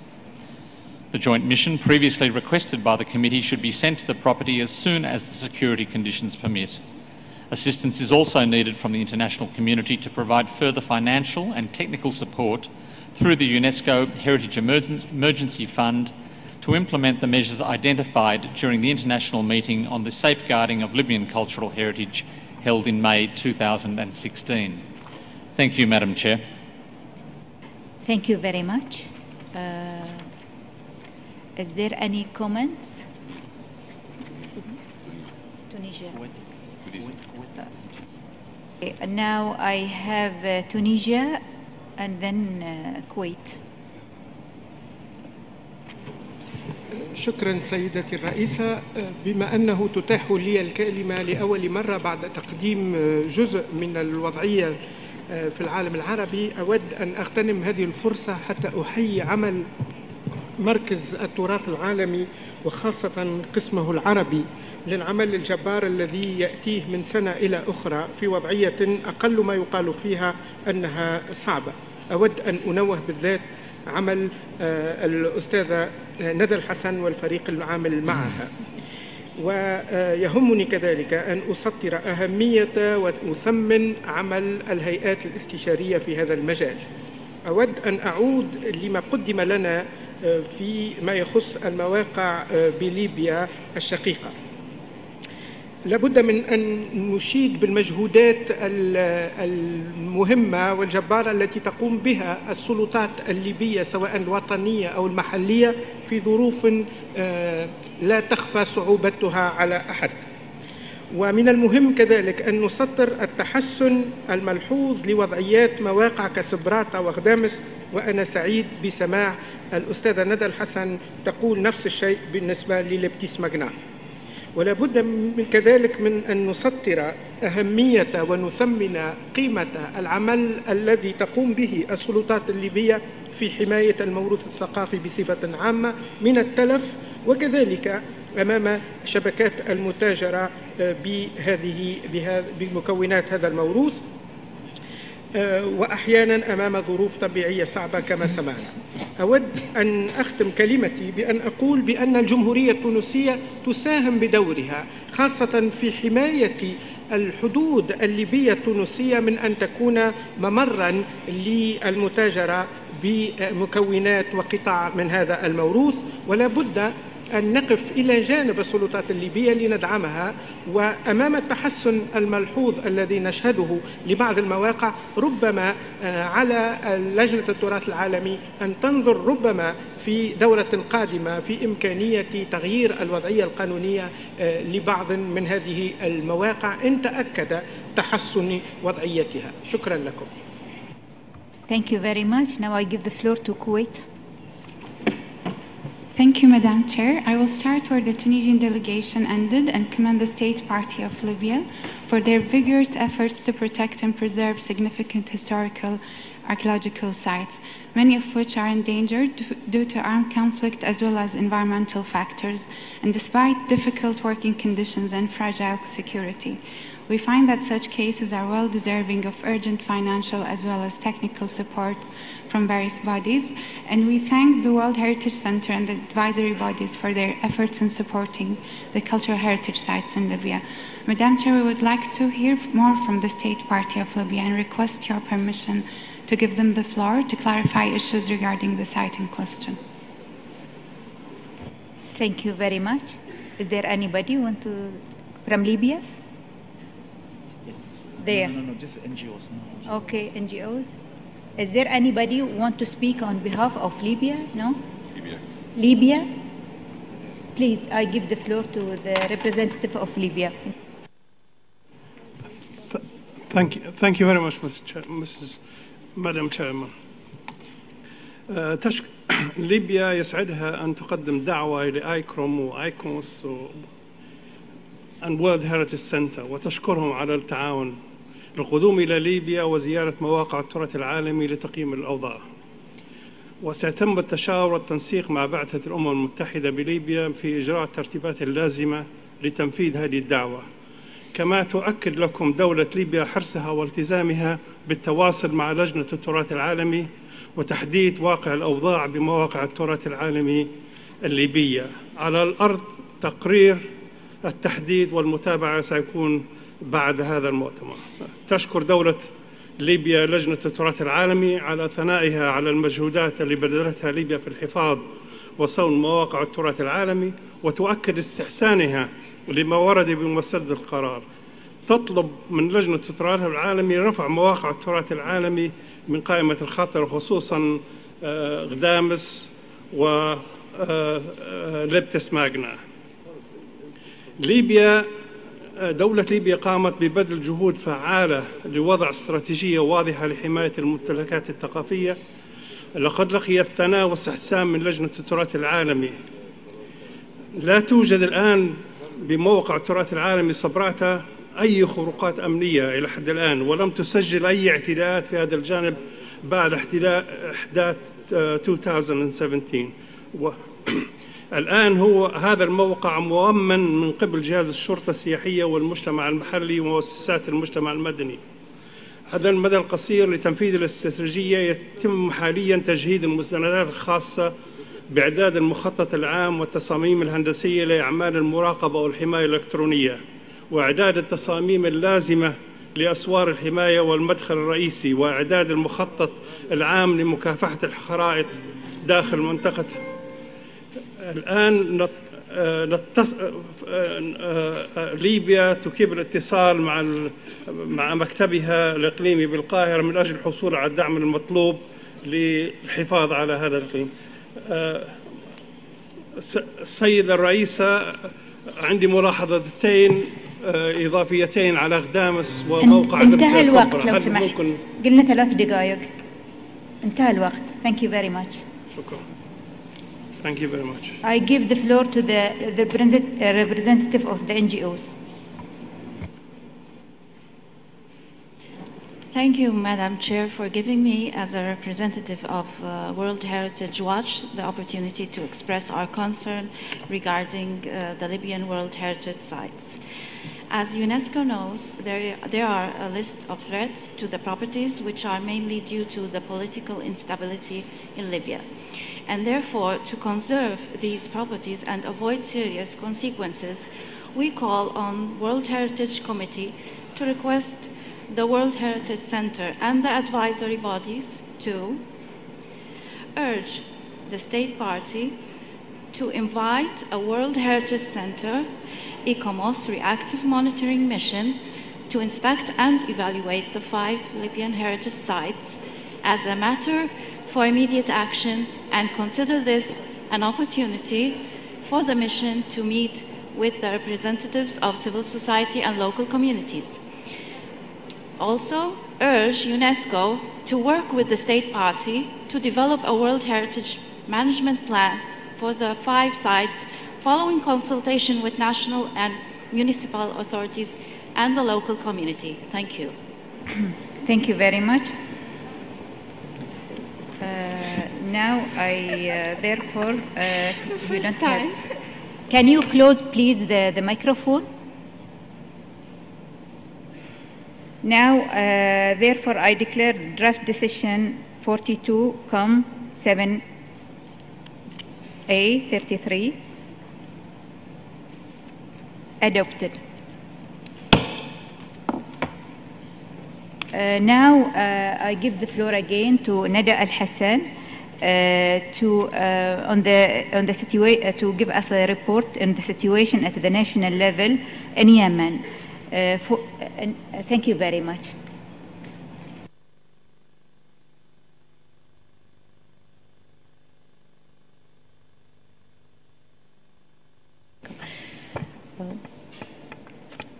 Madame la Présidente, vous permettez que je réponde aux 2 questions principales qui ont été posées sur les sites libyens, sur leur sortie possible de la liste en péril l'année prochaine? Je vous remercie. Je vous remercie. Je souhaiterais donc répondre très rapidement, d'abord en remerciant vos remerciements. Nous ne faisons que faire notre travail pour lequel vous nous avez fait confiance.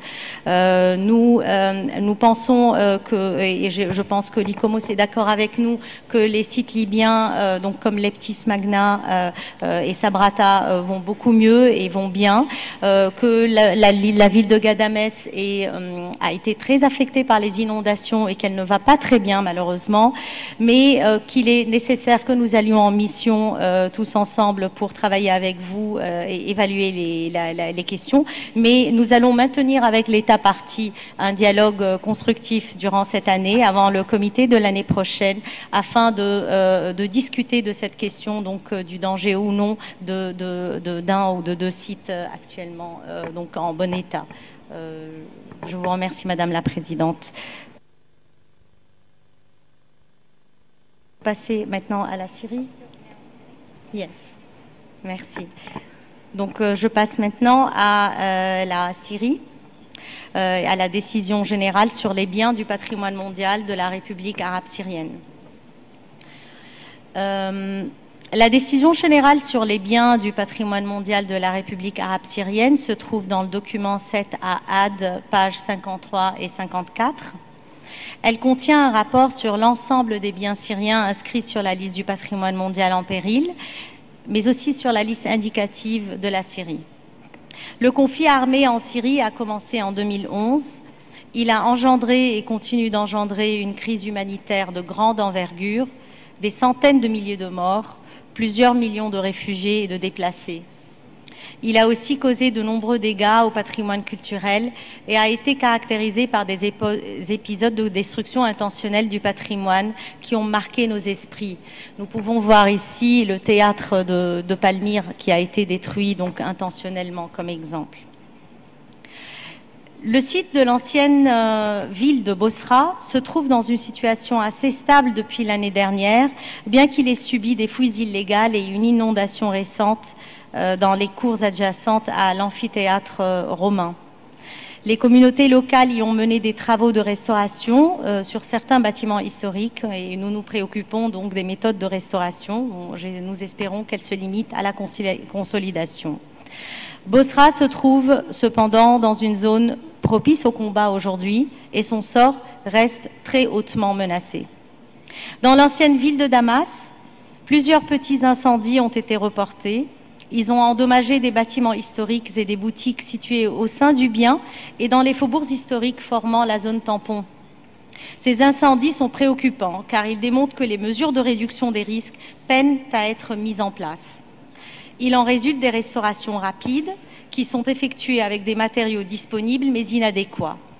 Quant au bâtiment du 19e siècle appelé la Banque ottomane qui avait été affecté par un incendie en 2015, il avait brûlé en 2016, le projet révisé qui a été soumis par l'État partie est conforme à nos attentes donc avec les organes consultatifs.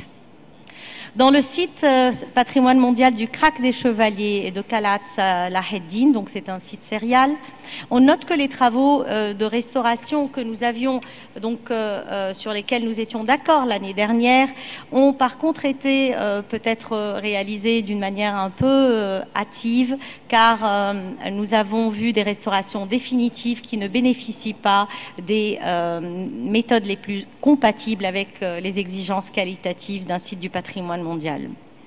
À Khalat Salaheddin, site ayant été à l'abri du conflit tout le long, la Direction générale des antiquités et des musées nous a soumis un projet préliminaire qui prévoit la mise en œuvre d'équipements touristiques et d'un téléphérique au sein du bien, ce qui représenterait bien entendu une menace pour sa valeur universelle exceptionnelle et nous l'avons bien signifié à l'État partie avec l'aide technique donc, de l'ICOMOS. Concernant Palmyre, la direction donc, des antiquités et des musées qui gère ce site a évalué les dégâts supplémentaires qui ont été donc, causés par des destructions intentionnelles une deuxième fois dans le site et qui ont causé la destruction du tétrapile et du théâtre, d'une partie donc, de la scène que nous voyons ici. Un projet pour la protection de Palmyre serait envisagé avec une fondation basée en Russie. Il est important de protéger Palmyre et d'entamer sa restauration, mais il est nécessaire que tout projet envisagé à Palmyre soit transmis au Centre du patrimoine mondial pour évaluation par les organes consultatifs, et ce, avant le début des travaux.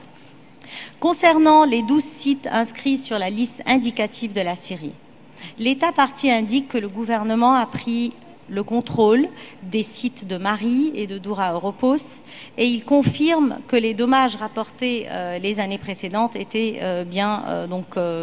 réels, à savoir des fouilles illicites et des dommages au palais royal de Mari du 3e millénaire avant Jésus-Christ. Dans la ville de Maaloula, sur la liste indicative, la municipalité et le programme des Nations Unies pour le développement, le PNUD, ont complété la réhabilitation des infrastructures de la ville.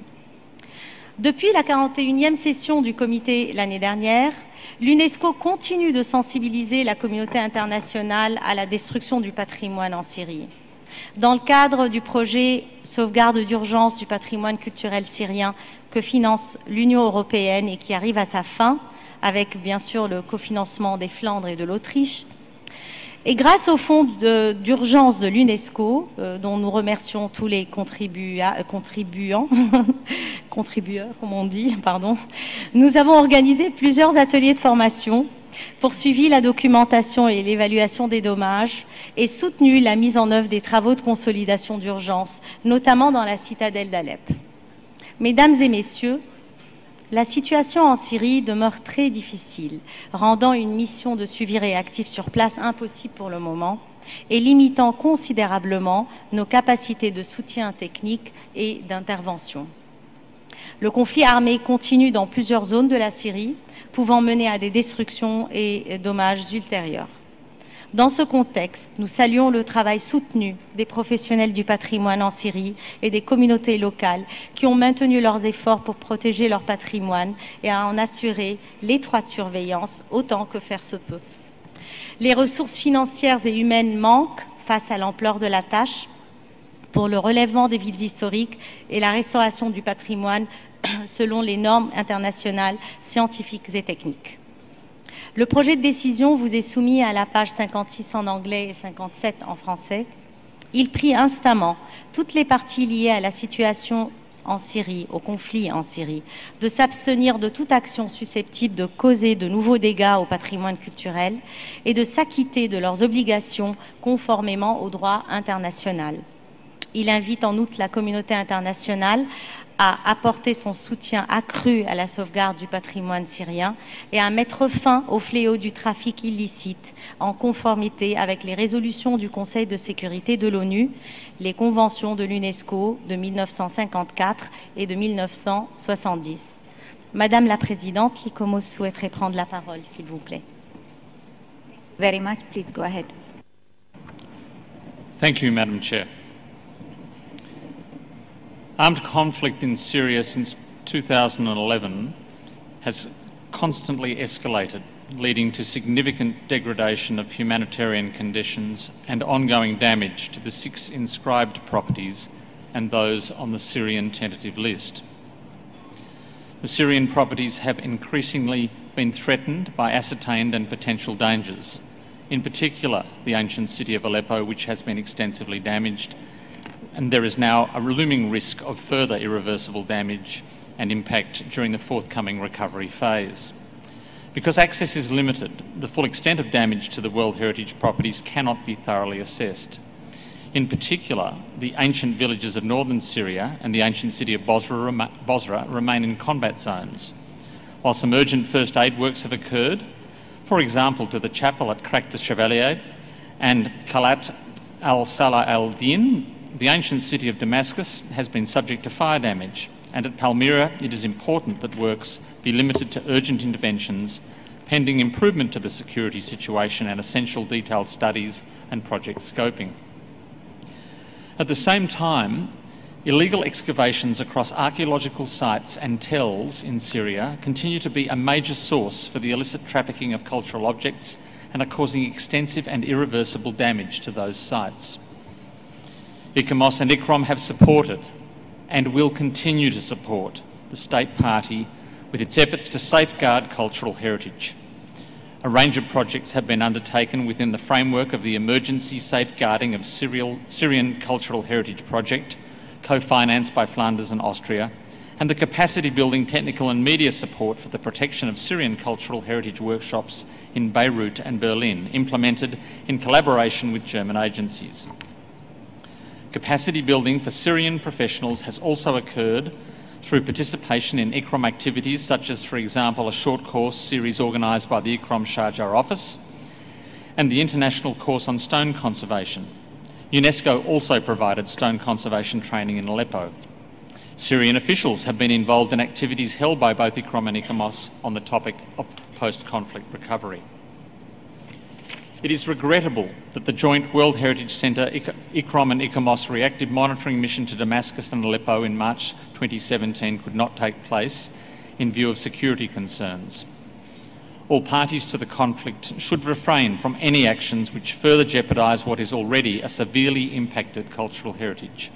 International and national heritage professionals should continue to unite for the safeguarding of Syria's cultural heritage and to provide further support through funding projects and contributing to the UNESCO Heritage Emergency Fund. Thank you, Madam Chair. Thank you very much. Is there any comments? Thank you.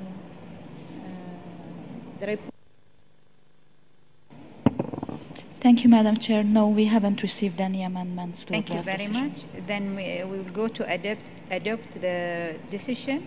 I therefore declare draft decision 42 come.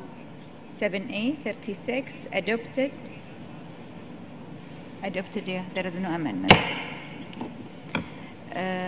Again, Mrs. Nada Al Hassan, you have the floor to present the next property, which is the situation in the at the national level in the Syrian Arab Republic in general. Thank you.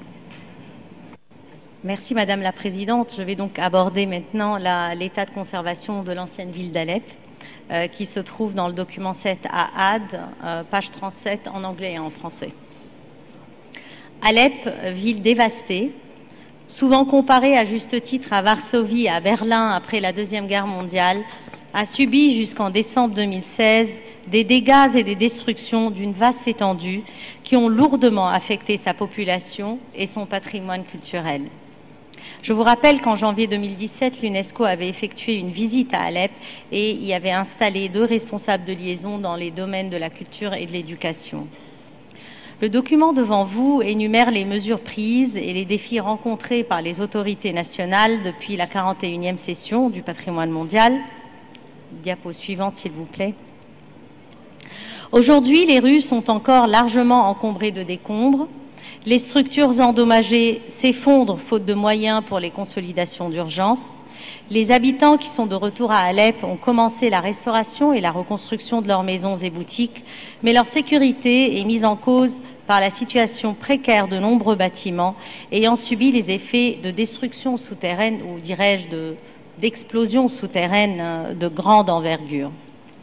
De plus, les matériaux traditionnels sont rares et les autorités locales ne peuvent assurer la qualité et le suivi nécessaires pour les travaux en cours. Diapo suivante, s'il vous plaît. Avec le soutien de l'UNESCO, la Syrie a effectué une évaluation précise des dommages sur 170 bâtiments historiques et il supervise le tri et la sauvegarde des décombres. Diapo suivante. Actuellement, le Centre du patrimoine mondial et UNITAR, donc notre agence sœur UNITAR avec son programme sur les images satellites UNOSAT, nous sommes en train donc de finaliser ensemble un rapport sur l'évaluation des dégâts à Alep à partir d'images satellites étudiées et interprétées grâce à un travail minutieux d'historiens de l'architecture. L'UNESCO, en collaboration avec la Fondation Aga Khan pour la culture, a mené un atelier de formation professionnelle à la maçonnerie et à la taille de pierre afin d'allier techniques de restauration et création d'emplois. La vie reprend petit à petit à Alep, mais soulignons que malgré les recommandations opérationnelles et la feuille de route qui avait été formulée donc avec l'aide de l'UNESCO, des organes consultatifs à Beyrouth en mars 2017, il ressort pour le moment que les actions entreprises à Alep sont éparses et qu'elles ne suivent pas de stratégie planifiée et qu'un plan de travail concerté matérialisant une vision pour la ville, un projet intégré pour son relèvement et sa reconstruction font défaut, tout comme un mécanisme de coordination participatif et efficace entre les parties impliquées dans le redressement de la ville. De plus, les projets de restauration en cours, comme dans la grande mosquée d'Alep, sont entrepris sans concertation avec le Centre du patrimoine mondial et les organes consultatifs, ce qui nous préoccupe beaucoup. Le 7 juin 2018, les autorités syriennes ont soumis au Centre du patrimoine mondial un document complémentaire intitulé « Plan d'intervention pour l'ancienne ville d'Alep ». Ce document énumère des étapes qu'elle compte mener à Alep d'ici la fin de l'année 2018, telles que l'évaluation des plans directeurs existants, une base de données, l'évaluation des dommages, gestion des décombres, des risques, etc. Et aussi l'amendement de la réglementation en vigueur. Donc c'est un développement positif, mais c'est vraiment une information très récente. Ce rapport mentionne également l'implication des communautés locales que nous ne mentionnerons jamais assez, l'indisponibilité des matériaux de construction et les besoins en formation, ainsi que la nécessité de créer une structure financière dédiée à la reconstruction de la ville. Mesdames et messieurs, le rôle de premier plan que joue la ville d'Alep dans la vie en Syrie depuis des siècles tant comme centre urbain de vie sociale, culturelle et spirituelle que comme carrefour économique et d'échange, devra être prise en compte pour renforcer la paix et permettre la résilience des populations qui ont survécu à la guerre. Face à l'urgence de la situation et afin d'éviter des détériorations supplémentaires du tissu urbain, il est crucial que les autorités commencent à travailler sur les consolidations d'urgence pour assurer la sécurité des habitants et qu'elles entreprennent une planification intégrée et structurée pour la ville avec toutes les parties prenantes. La mise en œuvre de la feuille de route que nous avons élaborée avec donc les professionnels syriens en mars 2017 devra être assurée aussi bien dans ses volets relatifs à la planification stratégique qu'au volet concernant les aspects opérationnels. D'autres réunions de planification et de soutien technique pourront avoir lieu en dehors de la Syrie puisque les conditions ne nous permettent pas de nous y rendre aujourd'hui. Le projet de décision vous est soumis à la page 39 en anglais et 40 en français. Et l'ICOMOS souhaiterait prendre la parole avec votre permission, Madame la Présidente. Je vous remercie. Thank you very much. Please go ahead. Thank you, Madam Chair. ICOMOS notes that some shop and home owners are now returning to the property, which is a positive sign. But we also note that the prevailing extremely challenging circumstances mean there is little control of building practices, and moreover, building permits are readily available. All of this must be set against the background that some 33% of the buildings are already destroyed or mostly destroyed, 34% heavily damaged, and this means that only 25% are in quite good condition, while at the same time more buildings are collapsing on a regular basis from a lack of emergency consolidation. The work that is being undertaken on new buildings and also on restoration and conservation, as you've just heard, is being done on an ad hoc basis and without the benefit of any overall agreed planning context because of the vacuum caused by the conflicts. It would clearly be highly beneficial if an overall strategy or strategic recovery approach could be drawn up before improved circumstances allow major restoration and building programs to commence at a pace that might be difficult to control.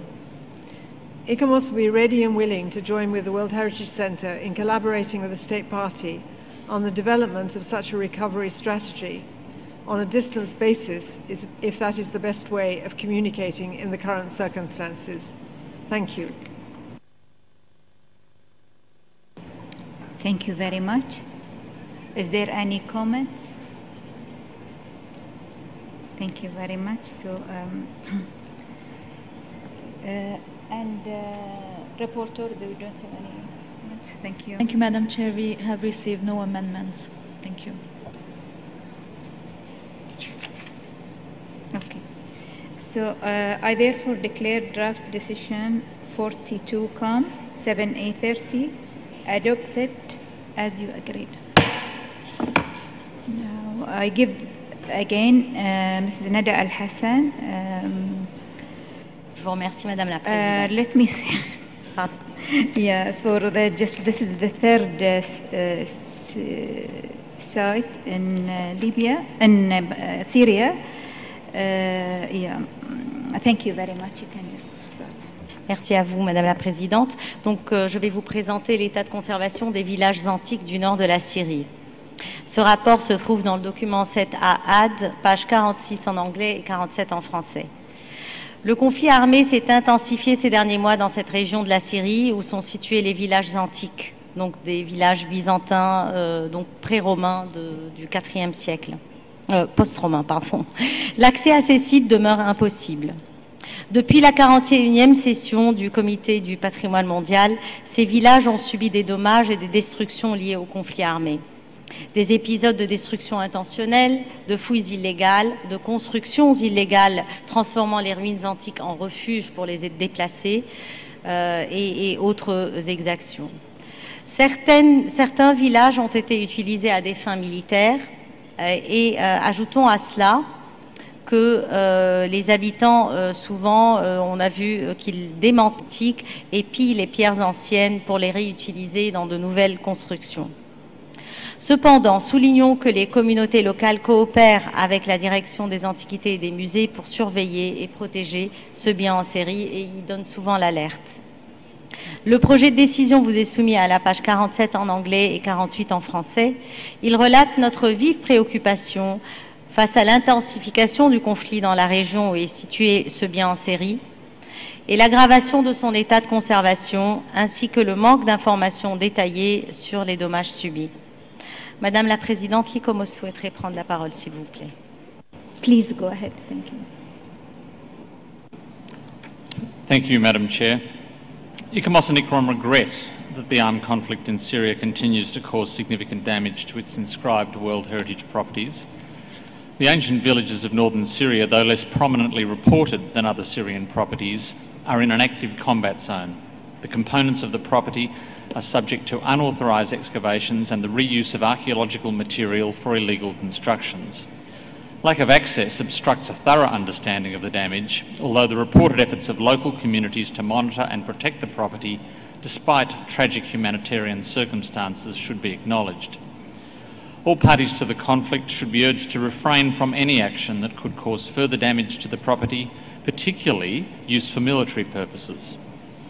As with the other Syrian properties on the list of World Heritage in danger, the joint World Heritage Centre ICOMOS-ICROM reactive monitoring mission to this property would be highly desirable as soon as the security situation improves. Thank you, Madam Chair. Thank you very much. Is there any comments?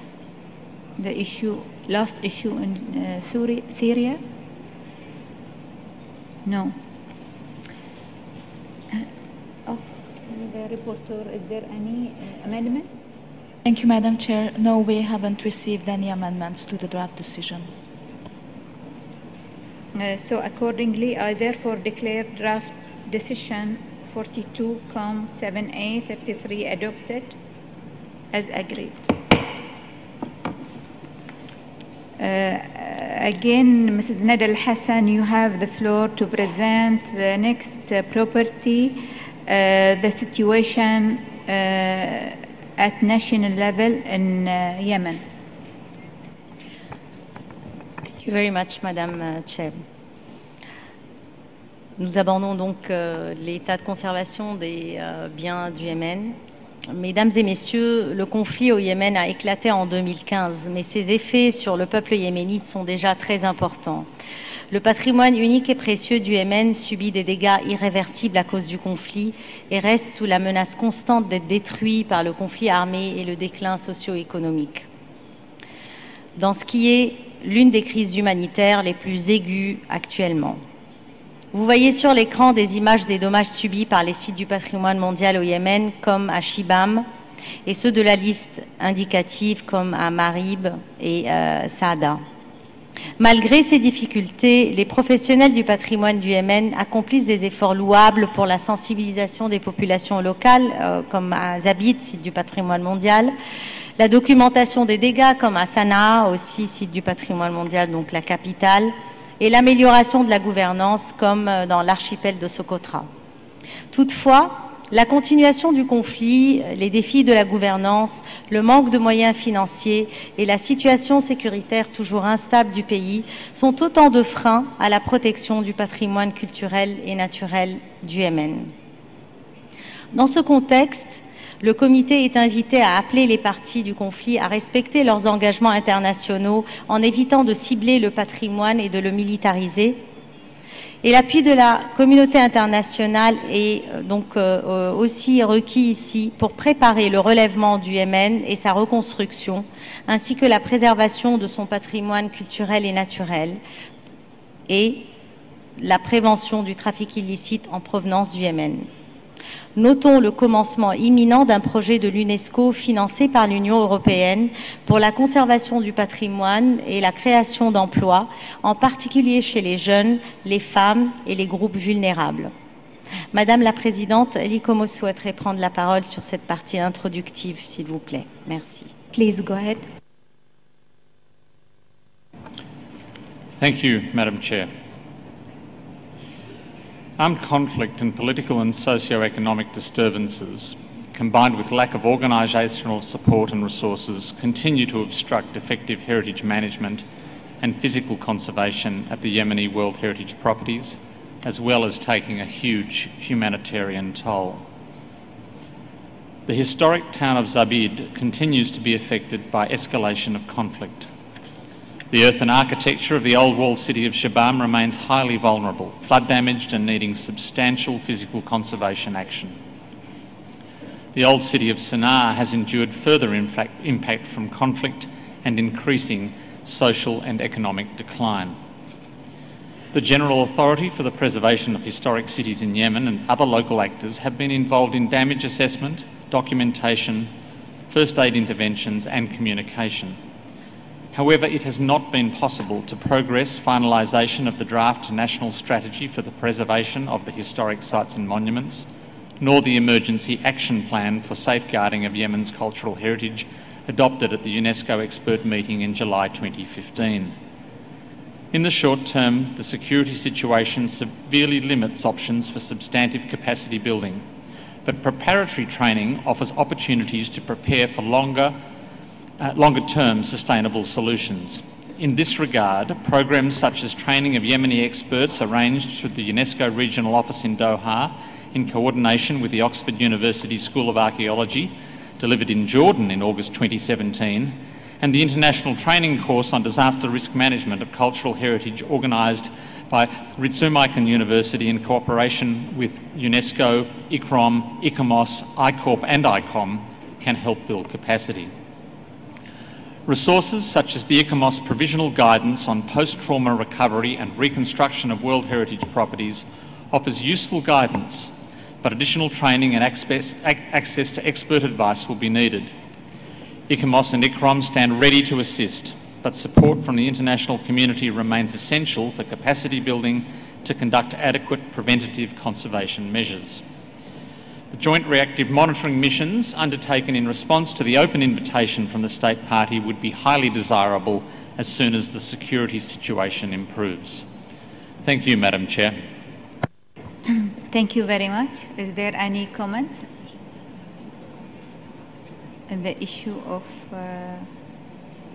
Yemen? No decision's been made. No? You want to? No decision has been made. Local yes. Okay. So now we will go further to the old city of Sana'a. I'll give the floor now to Nader Hassan. Thank you, Madam Chair.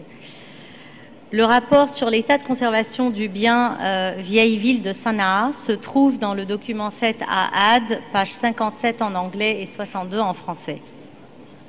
Le conflit armé et le déclin socio-économique mentionné préalablement menacent gravement la valeur universelle exceptionnelle de Sanaa, ville capitale. La situation dégradée au sein du bien, pour les habitants avant tout et pour l'intégrité de la ville, est très préoccupante. Les nouvelles constructions non réglementées et les restaurations ou reconstructions inadéquates mènent progressivement à la perte de l'authenticité du bien et menacent par conséquent la valeur universelle exceptionnelle qu'il possède.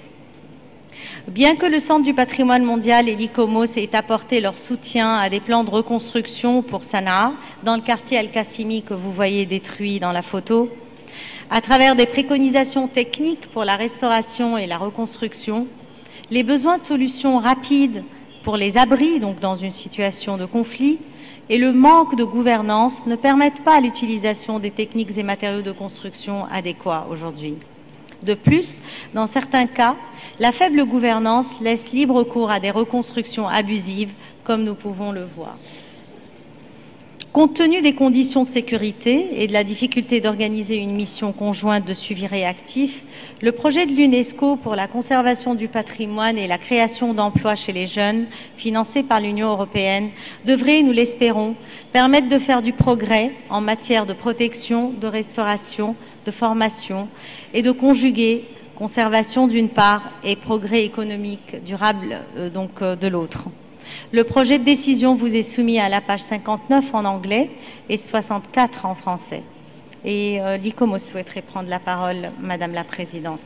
Please go ahead. Thank you, Madam Chair.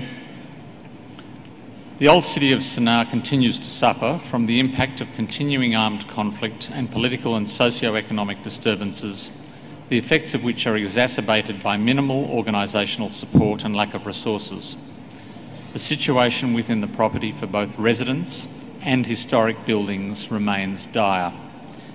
The General Authority for the Preservation of Historic Cities in Yemen has undertaken important inventory work, but much needed emergency interventions have not been possible. The World Heritage Centre, ICOMOS and ICROM have supported reconstruction plans to sustain shelter for the inhabitants and provided technical guidelines that reconcile the provision of basic shelter and services with the need to restore and reconstruct damaged buildings based on surveys and documentation using traditional construction techniques and materials. While the imperative of providing shelter and accommodation for those who have lost their homes is acknowledged, unregulated new construction and inadequate restoration threaten incremental impact on the outstanding universal value of the property. A joint reactive monitoring mission undertaken in response to the open invitation from the State Party is highly desirable as soon as the security situation allows. Thank you, Madam Chair. Thank you very much. Is there any comments or questions? Clarification? No. The report? No, the reporter. Maybe you have. Thank you, Madam Chair. No, we haven't received any amendments to the draft decision. Thank you very much. So, I therefore declare draft decision 42 COM 7A 38 adopted. I now invite Mrs. Nada Al-Hassan to read the list of the cultural properties inserted in the list of the World Heritage in danger located in the Arab states region for which the reports are prepared for adoption without discussion. Thank you, Nada. Merci Madame la Présidente. Donc ces biens dans les États arabes sont Abu Mena en Égypte, Assour Kalat Sherkat en Irak, la ville archéologique de Samara en Irak, le site archéologique de Cyrène en Libye, le site archéologique de Leptis Magna en Libye, l'ancienne ville de Gadamès en Libye, les sites rupestres du Tadrart Akakus en Libye, le lieu de naissance de Jésus, l'église de la Nativité et la route de pèlerinage Bethléem en Palestine, Palestine, terre des oliviers et des vignes, paysage culturel du sud de Jérusalem, Bâtir en Palestine, l'ancienne ville de Bosra en République arabe syrienne, l'ancienne ville de Damas en République arabe syrienne, le Krak des Chevaliers et Kalat Salah ad-Din en République arabe syrienne, le site de Palmyre en République arabe syrienne, la ville historique de Zabid au Yémen et enfin l'ancienne ville de Shibam et son mur d'enceinte au Yémen. Merci Madame la Présidente. Thank you very much. If there is no objection from the committee on this list of conservation report, is there any objection? No. So, yes? No. Okay. So I declare the decision read out as adopted.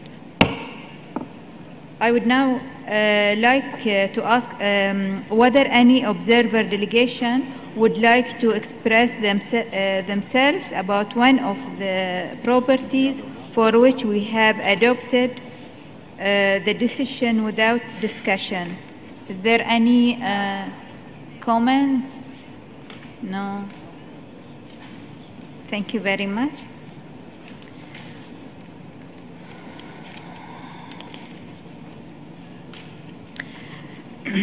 So for our first site in Asia Pacific, I would like to give the floor to the delegation of China to indicate to us the reason why it was to open the report on the tropical rainforest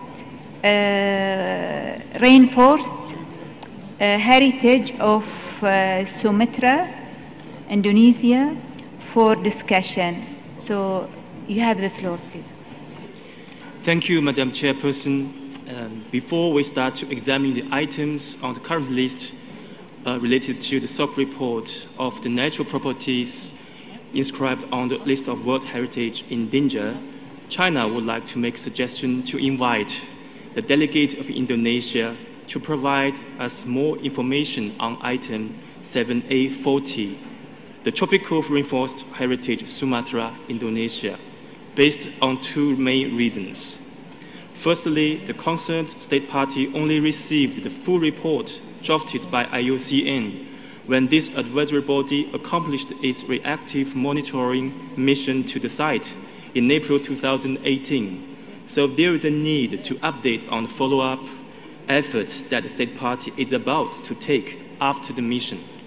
And secondly, prior to follow up on the much appreciated recommendations, the state party also feels obliged to make a statement and oral response to the report, as well as the draft decision. And we are in the opinion that the best forum to do this is in this current session.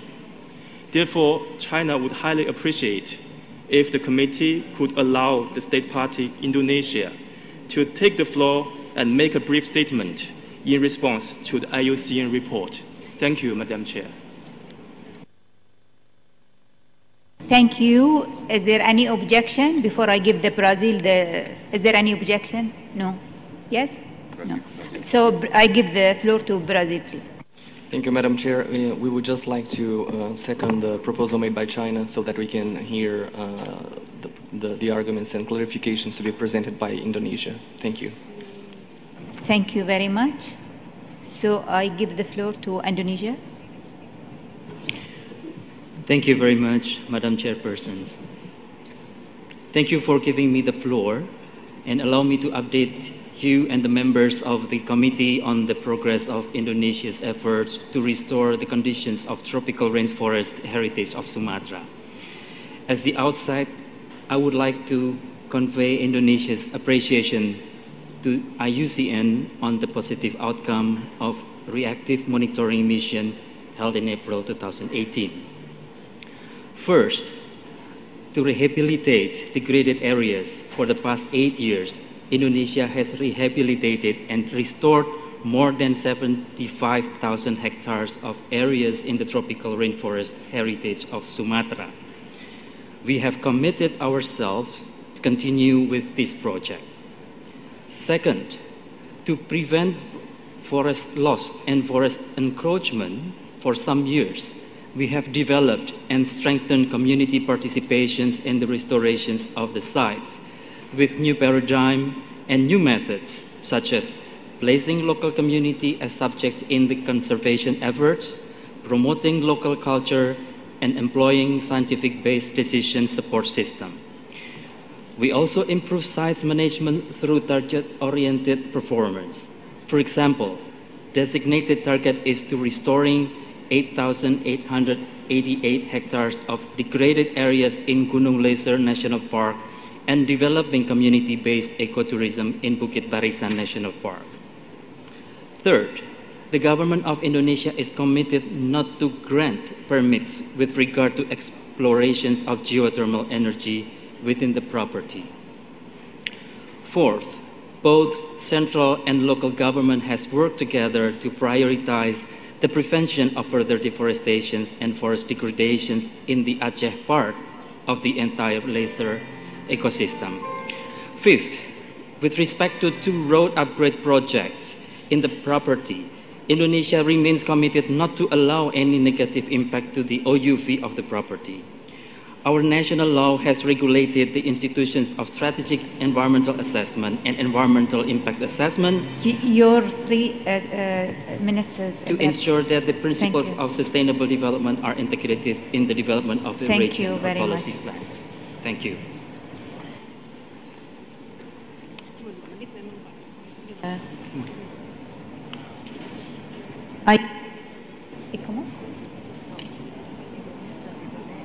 I give the floor now to Mr. Gay Ripone, Chief of the Nature Sustainable Tourism and Outreach Unit of the World Heritage Center and IUCN to respond to this concern or comment. Thank you, Madam Chair. IUCN also would like to thank the State Party for the gracious hosting of the mission, which was indeed very successful. And we've taken note of the additional comments just provided, and are pleased to note the various commitments that Indonesia has taken as a state party for the protection of the World Heritage property. I did not pick up on any specific concerns with the draft decision that is before the committee, and I would therefore just like to say that IUCN is also committed to continue to support the State Party in addressing the concerns raised in terms of the conservation of this serial World Heritage site in Sumatra. Thank you, Madam Chair. Thank you very much. Is there any other comments?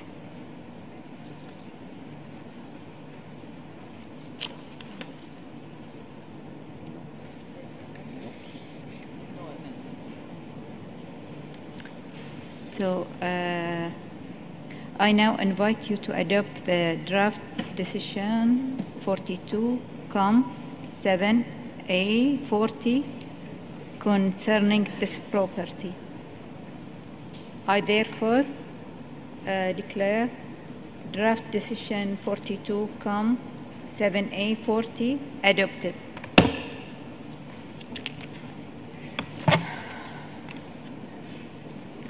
I invite Mr. Gedebone to present the next report. In this respect, please, you have the floor. Thank you, Madam Chair. So the next site is East Renel in the Solomon Islands.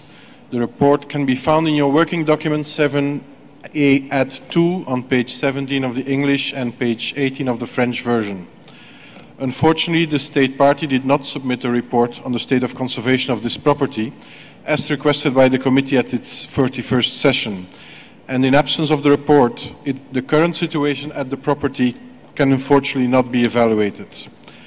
On the 3rd of May 2018, the World Heritage Center received a letter from a local indigenous group, noting that in its recent council meeting, the group decided to withdraw all its customary lands from the property in East Renel. This raises serious concerns on the practical modalities of customary ownership, management, and decision-making. The property remains one of the few to be inscribed on the World Heritage List with a traditional customary governance system, and ensuring that the rights of customary landowners and land users are fully respected is therefore crucial for securing the long-term conservation of the property's outstanding universal value. On May 16th, the Centre sent a letter to the State Party to request further information on this issue. And on June 19, just before the committee, a meeting was organized with the ambassador of the Solomon Islands in Paris. The ambassador noted the limited possibility of the government to address this issue, as traditional landowners have the legal right to decide on the use of their traditional lands. He also noted that the State Party is welcoming any help or support from UNESCO or IUCN to address this issue. It is therefore recommended that the committee request the State Party to invite a joint World Heritage Center IUCN reactive monitoring to this property. The draft decision 42-7A41 is available in the document on page 19 in the English or 19 in the French version. Madam Chair, IUCN also has some comments on this property. Please go ahead. Thank you, Madam Chair. While some progress has been achieved by the State Party in the recent years in addressing a number of threats facing the property, overall the progress has been slow and facing challenges with regards to engagement of all relevant actors and stakeholders. In view of the serious concerns raised by the letter submitted to the World Heritage Center by the Tuhunu tribe of Istronel, IUCN considers that the joint World Heritage Center IUCN mission to the property is urgently required in order to facilitate a dialogue between different stakeholders with a view to addressing the concerns expressed by the customary landowners, while at the same time identifying a way forward for achieving the desired state of conservation for the removal of the property from the list of World Heritage in danger. The mission would also provide an update on the current state of conservation of the property, which is of utmost importance given the absence of a report from the state party and given the lack of updated information on the issues that justified the inscription of the property on the list of World Heritage in danger, namely invasive species and logging on West Renelle. IUCN also notes that the committee has called upon the international community to support the state party in finding solutions for supporting the development of sustainable livelihoods for local communities and to help address some of the most pressing threats such as invasive species. Thank you, Madam Chair. Thank you very much. Is there any comments? Here, I think Australia. Thank you, Madam Chair. Australia notes the situation in East Renelle with concern.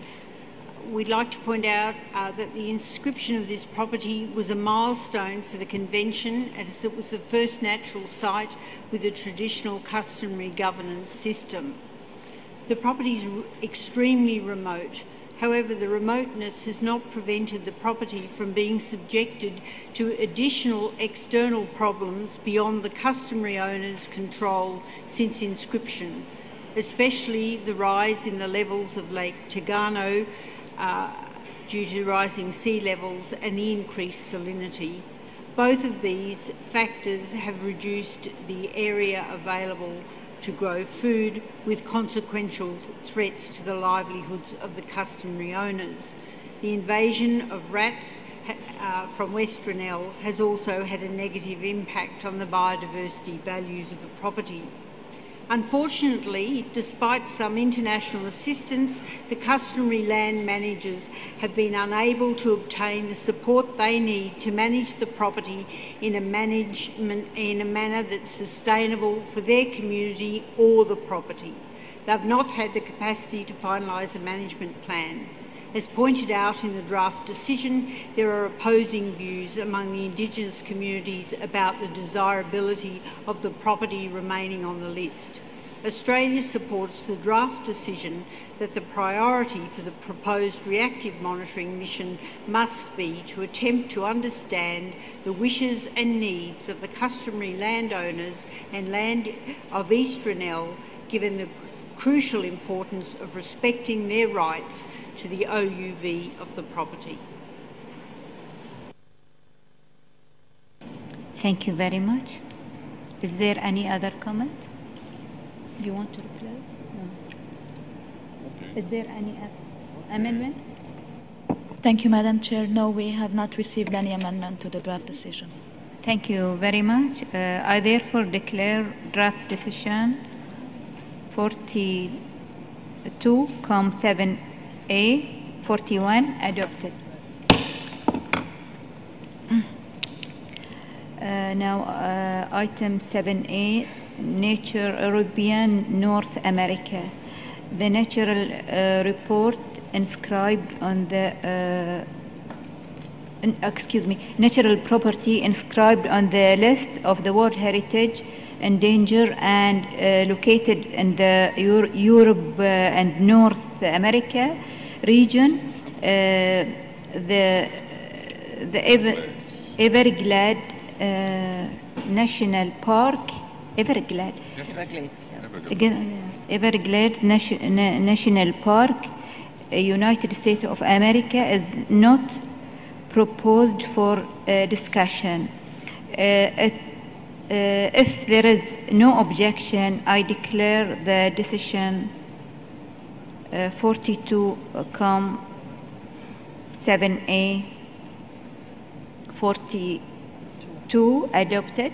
Is there any objection? Thank you. So it's adopted. I would like to ask whether any observer delegation would like to express themselves about property for which we have adopted the decision without discussion. Is there any comments? No. Thank you very much. So now we go to the item 7A, Natural Latin America and the Caribbean. I invite Mr. Gabe Dubonnet to present the report on the state of conservation of the natural properties located in the Latin America and the Caribbean region, and open for the discussion. Please. Thank you, Madam Chair. The next property is the Belize Barrier Reef System in Belize. The report can be found in your working document 7A Ad on page 67 in the English version and page 70 in the French version. The State Party report was received on the 29th of March, with additional information received on the 15th of April and the 15th of May. On June 26th, just before the committee started, the State Party sent an updated report, which was uploaded on the website and which confirmed the adoption of the mangrove regulations. The World Heritage Center and IUCN welcome the important progress made by the government of Belize towards the implementation of the desired state of conservation for the removal of the property from the list of World Heritage in danger. A legal moratorium on oil exploration and petroleum operations in the entire maritime zone of Belize was enacted in December 2017. A revised legislation for the protection of the mangroves was adopted by the Cabinet on 15th of May and includes stricter controls for priority mangroves and permits for mangrove alteration throughout the property. The legislation is entered into force on the 23rd of June. A scientific assessment has confirmed that the current mangrove coverage of the property is at 95% in comparison to the date of inscription of this property on the list in 1996. And virtually no clearing has occurred since the inscription of the site on the list in danger in 2009. The environmental impact assessment checklist has been amended to include consideration of potential impacts on the OEV of the property. Furthermore, a visionary integrated coastal zone management plan was adopted in 2016 and it's operational today. The voluntary moratorium on sale and leases of public lands within the property continues to be upheld. An agreement has been reached between the Ministry of Natural Resources and the Ministry of Fisheries, Forestry and the Environment for the completion of the land tenure study and the subsequent declaration of all remaining public lands as strict reserves throughout the property. The completion of this task is scheduled for later this year. Overall, the World Heritage Center and IUCN welcome the important progress which has been made by the State Party in implementing the corrective measures, and they conclude that the desired state of conservation for the removal of the property from the list of World Heritage in danger has been achieved. It is therefore recommended that the committee removes the property from the list of World Heritage in danger. The draft decision 42-7A43 is available in your working document 7A on page 64 in English and page 65 in French. And Madam Chair, IUCN also has some further remarks on this property. Please go ahead. Thank you, Madam Chair. Over the last years, the State Party has made significant progress towards achieving the desired state of conservation for the removal of the property from the list of World Heritage in danger. These efforts culminated in a number of significant achievements finalized since the last committee session. This includes two significant regulatory actions. Firstly, the enactment in December 2017 of the Petroleum Operations Act, which established a moratorium on oil activities in the entire maritime zone of Belize. And secondly, the adoption of the revised Forest of Protection of Mangroves regulations. The latter, together with the revision of the environmental impact assessment checklists and regulations, represents significant progress towards establishing a framework for protection of the OUV of the property, and particularly its sensitive mangroves areas, from potentially harmful development. With these achievements, IUCN considers that the indicators of the desired state of conservation have been met. However, IUCN notes that the completion of the land tenure verification within the property and declaration of remaining public lands as reserves is not yet fully resolved. The state party nevertheless expressed its strong commitment to complete this process in 2018 and presented the methodology and procedures agreed by the relevant ministries. Taking this into account, IUCN's overall assessment is that the desired state of conservation has been achieved, and we therefore recommend that the committee remove the property from the list of World Heritage in danger. However, ongoing efforts will be required in the future to ensure that sufficient resources are available for the effective implementation of the strengthened legal protection framework in order to prevent the re-emergence of the threats that led to the inscription of the property on the list of World Heritage in danger. Thank you, Madam Chair. Thank you very much. Is there any comments or remarks? There is also here. So just I remind you that we have only 15 minutes because we will not have a translator after 6 o'clock.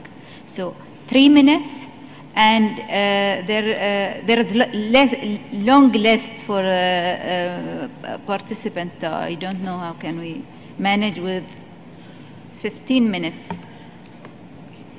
Sankit, please, first speaker. Thank you, Madam Chair. St. Kitts and Nevis acknowledges the questions and concerns regarding the Belize Barrier Reef and its removal from the list of sites in danger.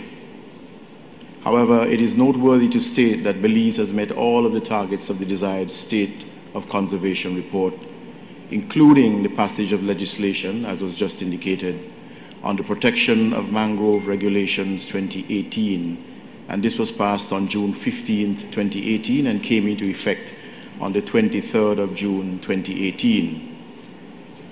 The new mangrove regulations place greater emphasis on the management and conservation of mangroves in critical areas on the mainland and on the cases with special protection for those within the World Heritage property.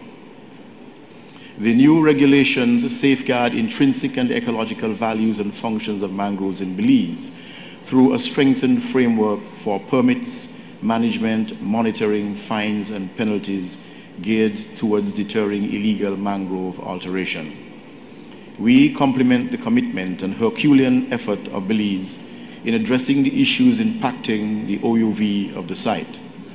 Belize has protected 21% of its territorial waters, instituted a legislated total ban on offshore oil drilling, and has approved and implemented a comprehensive national coastal zone management plan, addressing all development and sectoral activities within its territorial waters. Therefore, St. Kitts and Nevis supports the removal of the Belize Barrier Reef Reserve System from the list of World Heritage in danger. Thank you. Thank you very much. And now the floor to Hungary. Thank you, Madam Chair. Hungary welcomes and fully supports the removal of the property Belize Barrier Reef Reserve System from the World Heritage List in danger. We congratulate to the State Party for achieving the desired state of conservation for removal through the proper application of legal tools and procedures, including the environmental impact assessment, as well as protective measures integrated into the Coastal Zone Management Plan and regulations aiming at the protection of mangrove forest.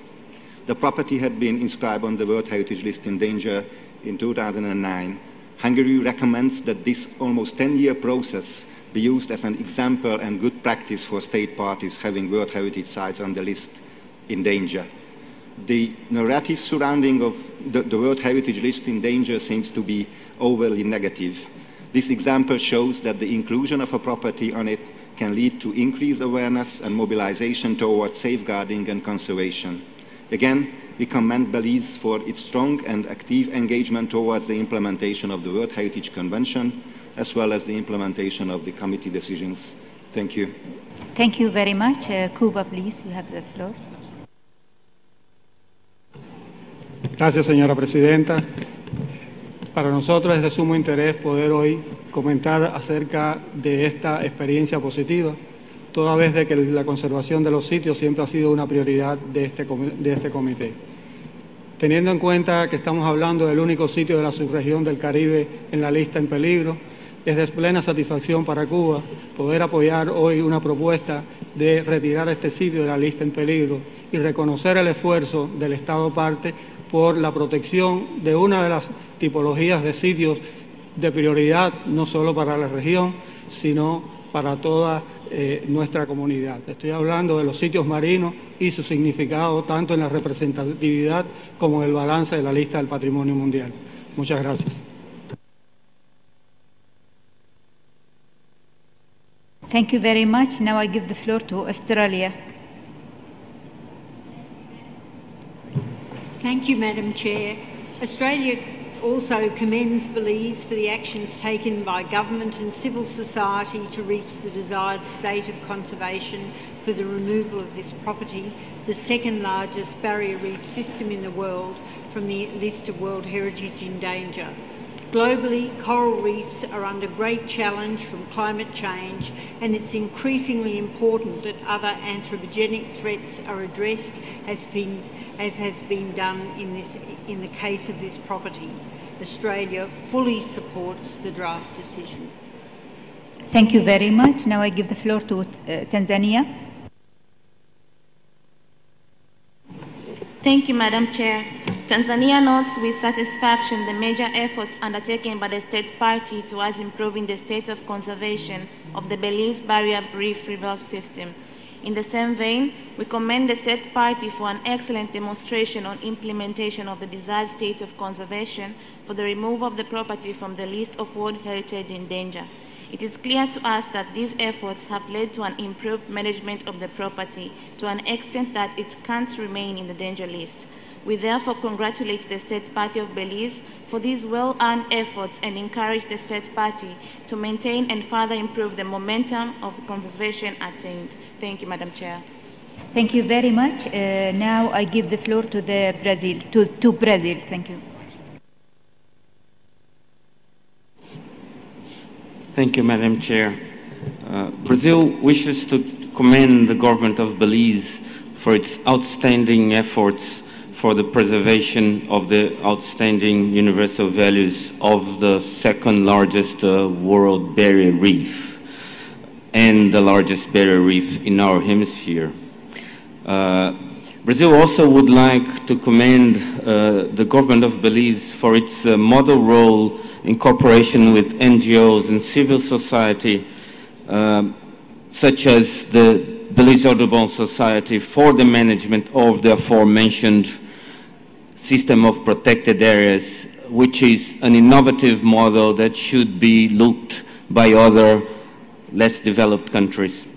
Brazil heartily supports the removal of the property from the list of properties in danger. Thank you, Madam Chair. Thank you very much. And now the floor for Norway, please. Norway. Thank you, Madam Chair. We congratulate Belize. This is an achievement, an example for inspiration for other state parties. We commend Belize in their efforts to protect one of the world's largest coral reefs that has importance far beyond its borders. We support removal from the list in danger. Thank you, Madam Chair. Thank you very much. And now the floor to Bosnia. Merci beaucoup, Madame la Présidente. Comme les autres collègues, nous voudrions tout simplement aussi féliciter l'État parti. C'est un très très bon exemple qu'en travaillant bien, surtout dans une synergie avec la société civile, on peut faire de très très bons résultats en la matière de la protection. Et nous aussi, comme tous les autres collègues, nous soutenons la proposition du retrait de la liste du patrimoine en danger. Merci. Thank you very much. Now I give the floor to Bahrain, please. Bahrain. Just to be concise, Madam Chair, we also second our approval of the draft decision as well, and we seek to adopt it as it stands. Thank you. Thank you very much. Now, Tunisia, please. Merci Madame la Présidente. Je suis très heureux au nom de la Tunisie de féliciter l'État partie de tous les efforts qui ont été consentis et cela nous rassure par rapport à l'ensemble des discussions qu'on a eues depuis hier et ce matin que le système que nous protégeons et que nous portons est un système vertueux et qu'il peut produire des résultats probants. Et merci non seulement pour la qualité qui a mené à ce résultat, mais également cela nous rassure que nos démarches ne sont pas vaines. Et donc c'est tout à fait avec beaucoup de joie que la Tunisie soutient la décision et le projet de décision de retrait de ce site de la liste en danger. Thank you very much. Now I give the floor for Azerbaijan. Thank you, Madam Chairperson. Just shortly, we would like to congratulate State Party Belize for all efforts and the progress made in achieving the desired state of conservation. We would like also to congratulate them for a great cooperation with the advisory bodies and taking on board relevant recommendations in this regard. We strongly support the removal of this site from the list in danger, and in this regard strongly support the proposed draft decision. Thank you, Madam Chair. Thank you very much. Now I give the floor to WF Observer.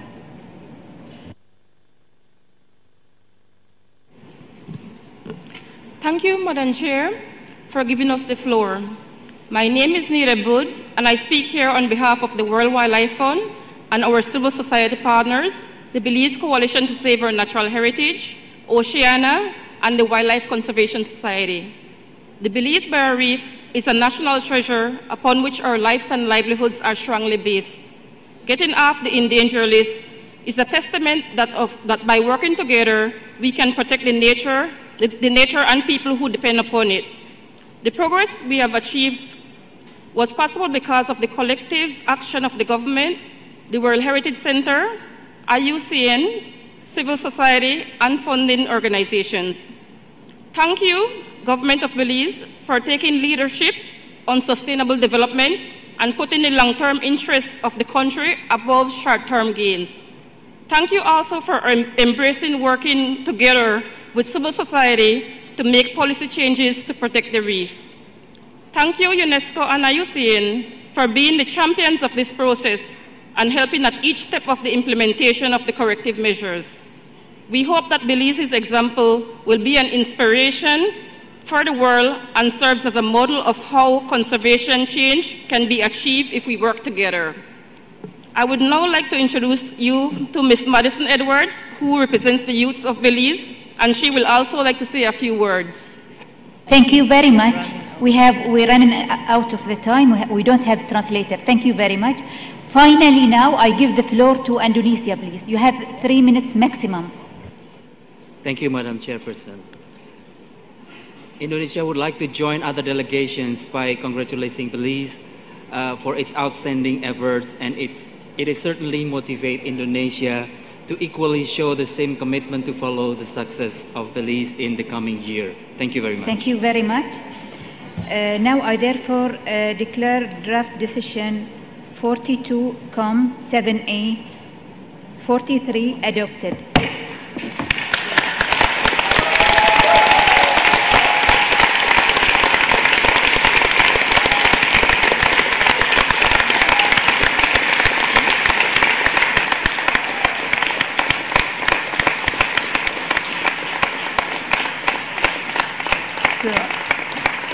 Congratulations to the State Party of Belize for this achievement. And now I give the floor to the Deputy Prime Minister from Belize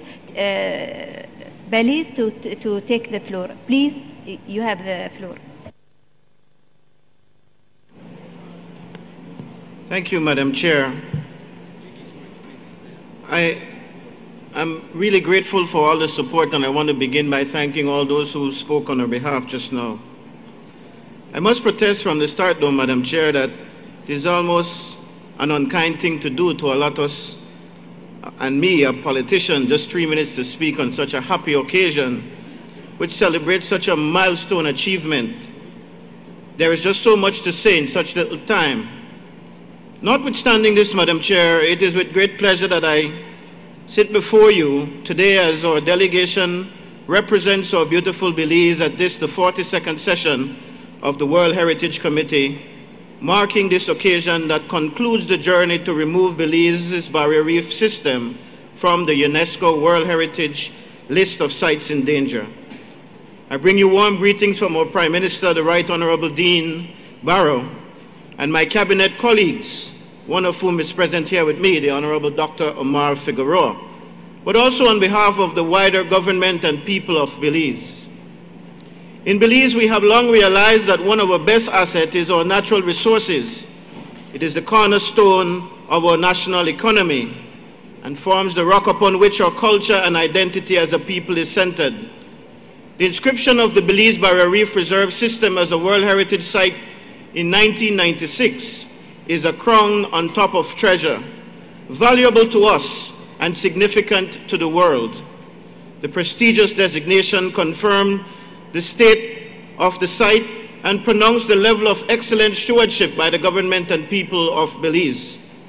In 2009, the listing of the site on the list of World Heritage Sites in Danger marked a shift in economic activities and the use of the resources, which led to the questioning of the compliance with the desired state. Addressing the challenges took us some time, but we are pleased to say that we have met and surpassed the requirements and can now boast leading the way in several regards. For example, we have gone beyond the key targets of the desired state of conservation. We currently meet the ACHI target of 21% of our territorial waters under protection, and 36% of all terrestrial areas are under protection. We have instituted a legislated total ban on offshore oil exploration and have passed and implemented a comprehensive coastal zone management plan. We celebrate the fact that Belize's overall mangrove cover in the site is maintained at 96% over the last 36 years. We further strengthen our position by now ensuring the further protection and management of mangroves nationally via revised mangrove regulations. We are finalizing the work to create mangrove reserves for the remaining mangrove stands within national land in the site, and have a draft revised environmental impact assessment framework and legislation to ensure that development nationally is well regulated and takes into consideration the importance of our natural assets. Madam Chair, I'm also privileged to state that we have committed to pass a modernized and robust fisheries bill to support Belize's leadership in sustainable small-scale fisheries. Our government has also recognized the need to address the global issues of plastics and styrofoam and has passed legislation to phase in a complete ban on the use of styrofoam and single-use plastics by April 2019. Madam Chair, as small and vulnerable and developing country as we are, we have gone beyond most global targets set.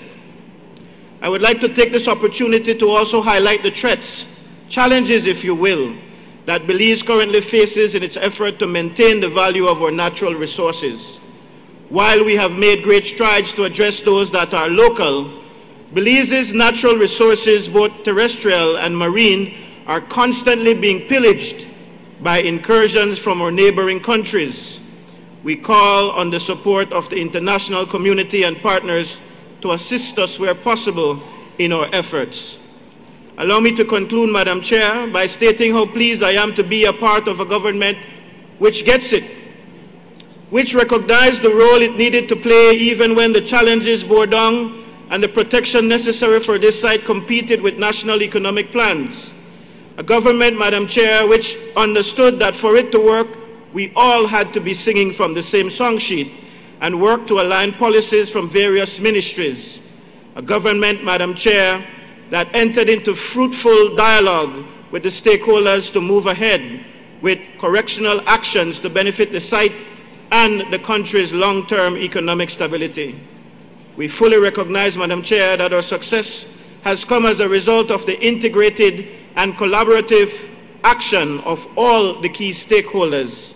Each stakeholder entity played its specific role well in order to get us to this point today. Finally, Madam Chair, we celebrate the fact that while some on the list in danger are unable to make a difference, as those countries are in that position through acts of God, that the wider majority of these countries can one day too be lifted off. I thank you. Thank you very much.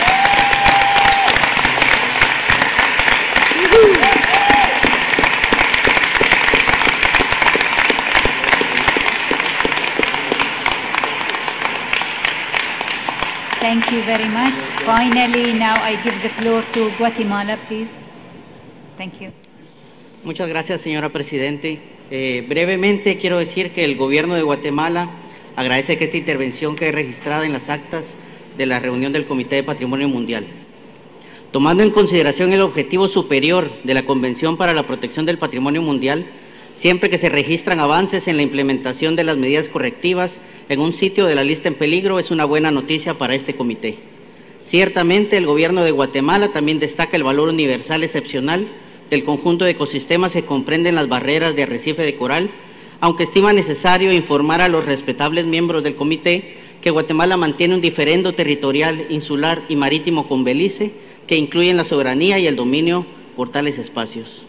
Guatemala considera que no debe escatimarse ningún esfuerzo por preservar las diversas formas de vida que alberga esta gran joya de la naturaleza, y en este sentido celebra el espíritu conservacionista que inspira la protección de ese valioso y único tesoro de la naturaleza. El diferendo territorial